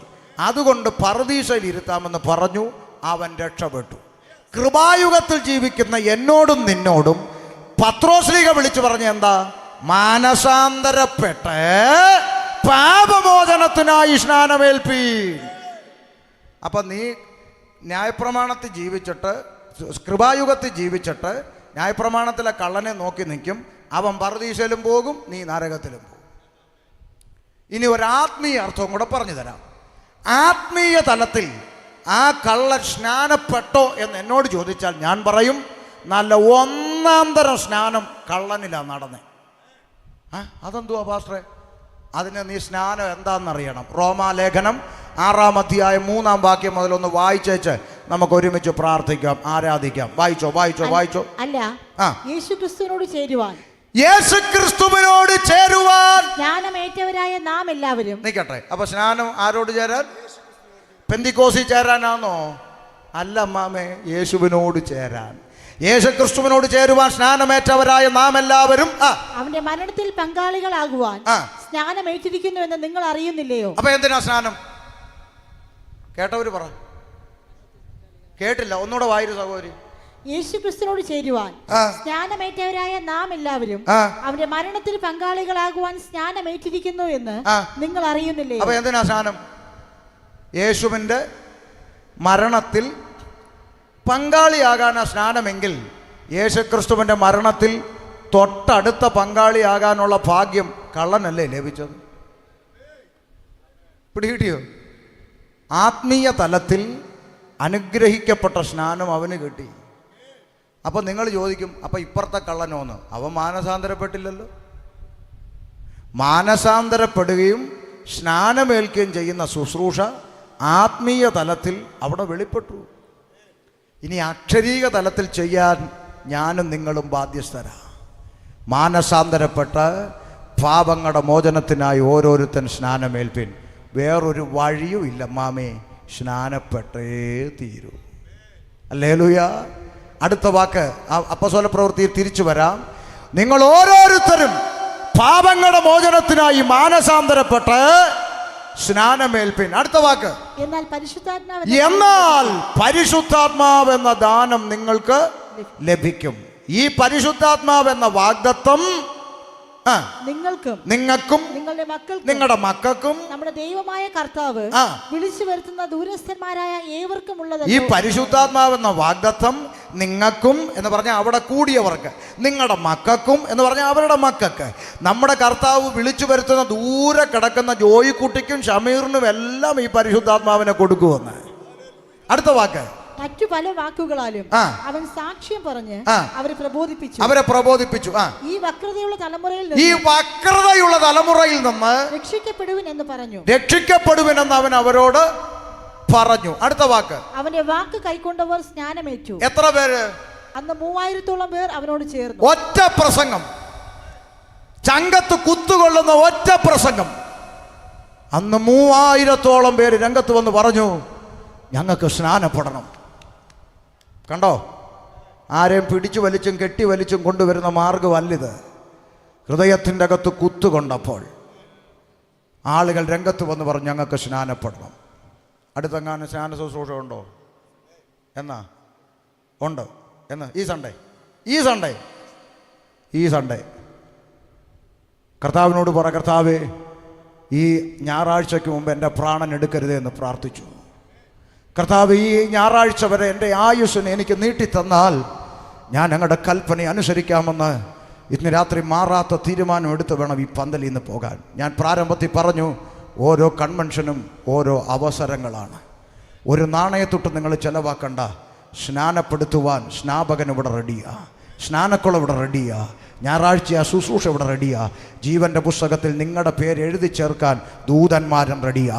ഇന്ന് രാത്രി കേട്ടോ, ആധാറിൽ പേര് വരുത്തണമെന്ന് പറഞ്ഞപ്പോൾ പാഞ്ഞുപോയി, പാൻ കാർഡിൽ പേര് വരുത്തണമെന്ന് പറഞ്ഞപ്പോൾ പാഞ്ഞുപോയി, റേഷൻ കാർഡിൽ പേര് വരുത്തണമെന്ന് പറഞ്ഞപ്പോൾ പാഞ്ഞുപോയി, ഇലക്ഷൻ കാർഡിൽ പേര് വരുത്തണമെന്ന് പറഞ്ഞപ്പോൾ പാഞ്ഞുപോയി, പാസ്പോർട്ടിൽ പേര് വരുത്തണമെന്ന് പറഞ്ഞ് പാഞ്ഞുപോയി. ജീവൻ്റെ പുസ്തകത്തിൽ പേരെഴുതാൻ മാത്രം നിനക്ക് താല്പര്യമില്ലെങ്കിൽ കെടാത്ത തീയും ചാകാത്ത പുഴുവും കത്തുന്ന പൊയ്കയ്ക്കകത്ത് രാപ്പകൽ ദണ്ഡനം അനുഭവിക്കും. ഇന്ന് രാത്രി ഇതാകുന്നു രക്ഷാ ദിവസം, ഇതാകുന്നു സുപ്രസാദ കാലം. ഒരു വാക്യം കൂടെ വായിക്കാം. അന്ന് 3000-ഓളം പേർ അവരോട് ചേർന്നു. അടുത്ത വാക്ക്, അവർ അപ്പോസ്തലന്മാരുടെ ഉപദേശം കേട്ടും. ഒന്നുകൂടെ, അവർ അപ്പോസ്തലന്മാരുടെ ഉപദേശം കേട്ടും. നിൽക്കട്ടെ, ഇങ്ങോട്ട് ശ്രദ്ധിച്ചേ. 3000 പേര് സ്നാനമേറ്റു. എന്നിട്ടോ പത്രോസ്, എല്ലാവരും സ്നാനപ്പെട്ടോ? എല്ലാവരും മുങ്ങി. ഇനി ആരെങ്കിലും മുങ്ങാനുണ്ടോ? ഇല്ല. 3000 പേര് മുങ്ങിയല്ലോ. മുങ്ങി, സ്നാനപ്പെട്ടു. ഇനി എവിടാന്ന് വെച്ചാൽ ചെന്ന് കയറിക്കും. ഇങ്ങനെ പറഞ്ഞോ? ഇന്നത്തെ ചില ഭാഷന്മാർ അങ്ങനെ പറയുന്നത്. ആൻറ്റി ഇവിടെ വന്നങ്ങ് സ്നാനപ്പെട്, എന്നിട്ടോ അവിടെ അങ്ങ് പോക്കോ. ഇവൻ കള്ളനാ, കള്ളൻ, കാട്ടുകള്ളൻ, വീരപ്പൻ്റെ അനിയൻ. മനസ്സിലായോ? നിങ്ങൾക്ക് കാര്യം പിടി കിട്ടിയോ? അവർ അപ്പോസ്തലന്മാരുടെ ഉപദേശം കേട്ടെന്ന്. അപ്പൊ സ്നാനപ്പെട്ടവർക്ക് എന്തു വേണം? അപ്പോസ്തോലിക ഉപദേശം വേണം. അതിനവരെന്ത് ചെയ്തു? അടുത്ത വാക്ക്, കൂട്ടായ്മ ആചരിച്ചെന്ന്. അപ്പൊ സ്നാനപ്പെട്ടവൻ അപ്പോസ്തോലിക ഉപദേശം കേൾക്കണമെങ്കിൽ കൂട്ടായ്മയ്ക്ക് വരണമെന്ന്. അടുത്തത് അപ്പം നുറുക്കി. അടുത്തത് പ്രാർത്ഥന കഴിച്ചും പോന്നു. ആ കൂട്ടത്തെ നോക്കി സ്വർഗം ഒരു പേര് വിളിച്ചു. 47-ാം വാക്യം വായിച്ച് ബൈബിൾ അങ്ങ് അടച്ചോ. കർത്താവ് രക്ഷിക്കപ്പെടുന്നവരെ ദിനം പ്രതി സഭയോട് ചേർത്തുകൊണ്ടിരുന്നു. പുസ്തകം അടച്ചു. ആ കൂട്ടത്തെ നോക്കി സ്വർഗം വിളിച്ച പേരാണ് സഭ. ആ സഭയെ പറുദീസയിലേക്ക് ചേർക്കുവാനാണ് എൻ്റെ യേശു വെളിപ്പെടാൻ പോകുന്നത്. ഏദനിൽ വെച്ച് നഷ്ടപ്പെട്ടു പോയ ജീവവൃക്ഷത്തിൻ്റെ ഫലം ആ പറുദീസയിൽ ചെന്ന് തിരികെ ഭക്ഷിപ്പാൻ, ആ പുത്രത്വം തിരികെ പ്രാപിപ്പാൻ ദൈവം നിങ്ങൾക്ക്, ഈ ചെങ്കവിളക്കാർക്ക് ദൈവം തന്നിരിക്കുന്ന അവസരമാണ് ഓരോ സുവിശേഷ യോഗങ്ങളും. അതുകൊണ്ട് ഇതാകുന്നു രക്ഷാ ദിവസം, ഇതാകുന്നു സുപ്രസാദ കാലം. നമുക്കൊരുമിച്ച് ദൈവസന്നിധിയിൽ ഒന്ന് എഴുന്നേൽക്കാം. ഇന്ന് രാത്രി ആ കാഹളം ധ്വനിച്ചാൽ, ഇന്ന് രാത്രി ആ യേശുക്രിസ്തു വന്നാൽ, കർത്താവേ, രാപ്പകലില്ലാത്ത, കണ്ണുനീരില്ലാത്ത, വിലാപമില്ലാത്ത, നെടുവീർപ്പില്ലാത്ത, ഷുഗറും പ്രഷറും കൊളസ്ട്രോളും ഒന്നുമില്ലാത്ത ആ നിത്യ ഭവനത്തിൽ എൻ്റെ യേശുവിനോടൊപ്പം എനിക്ക് ഒന്ന് കടന്നു ചെല്ലണം.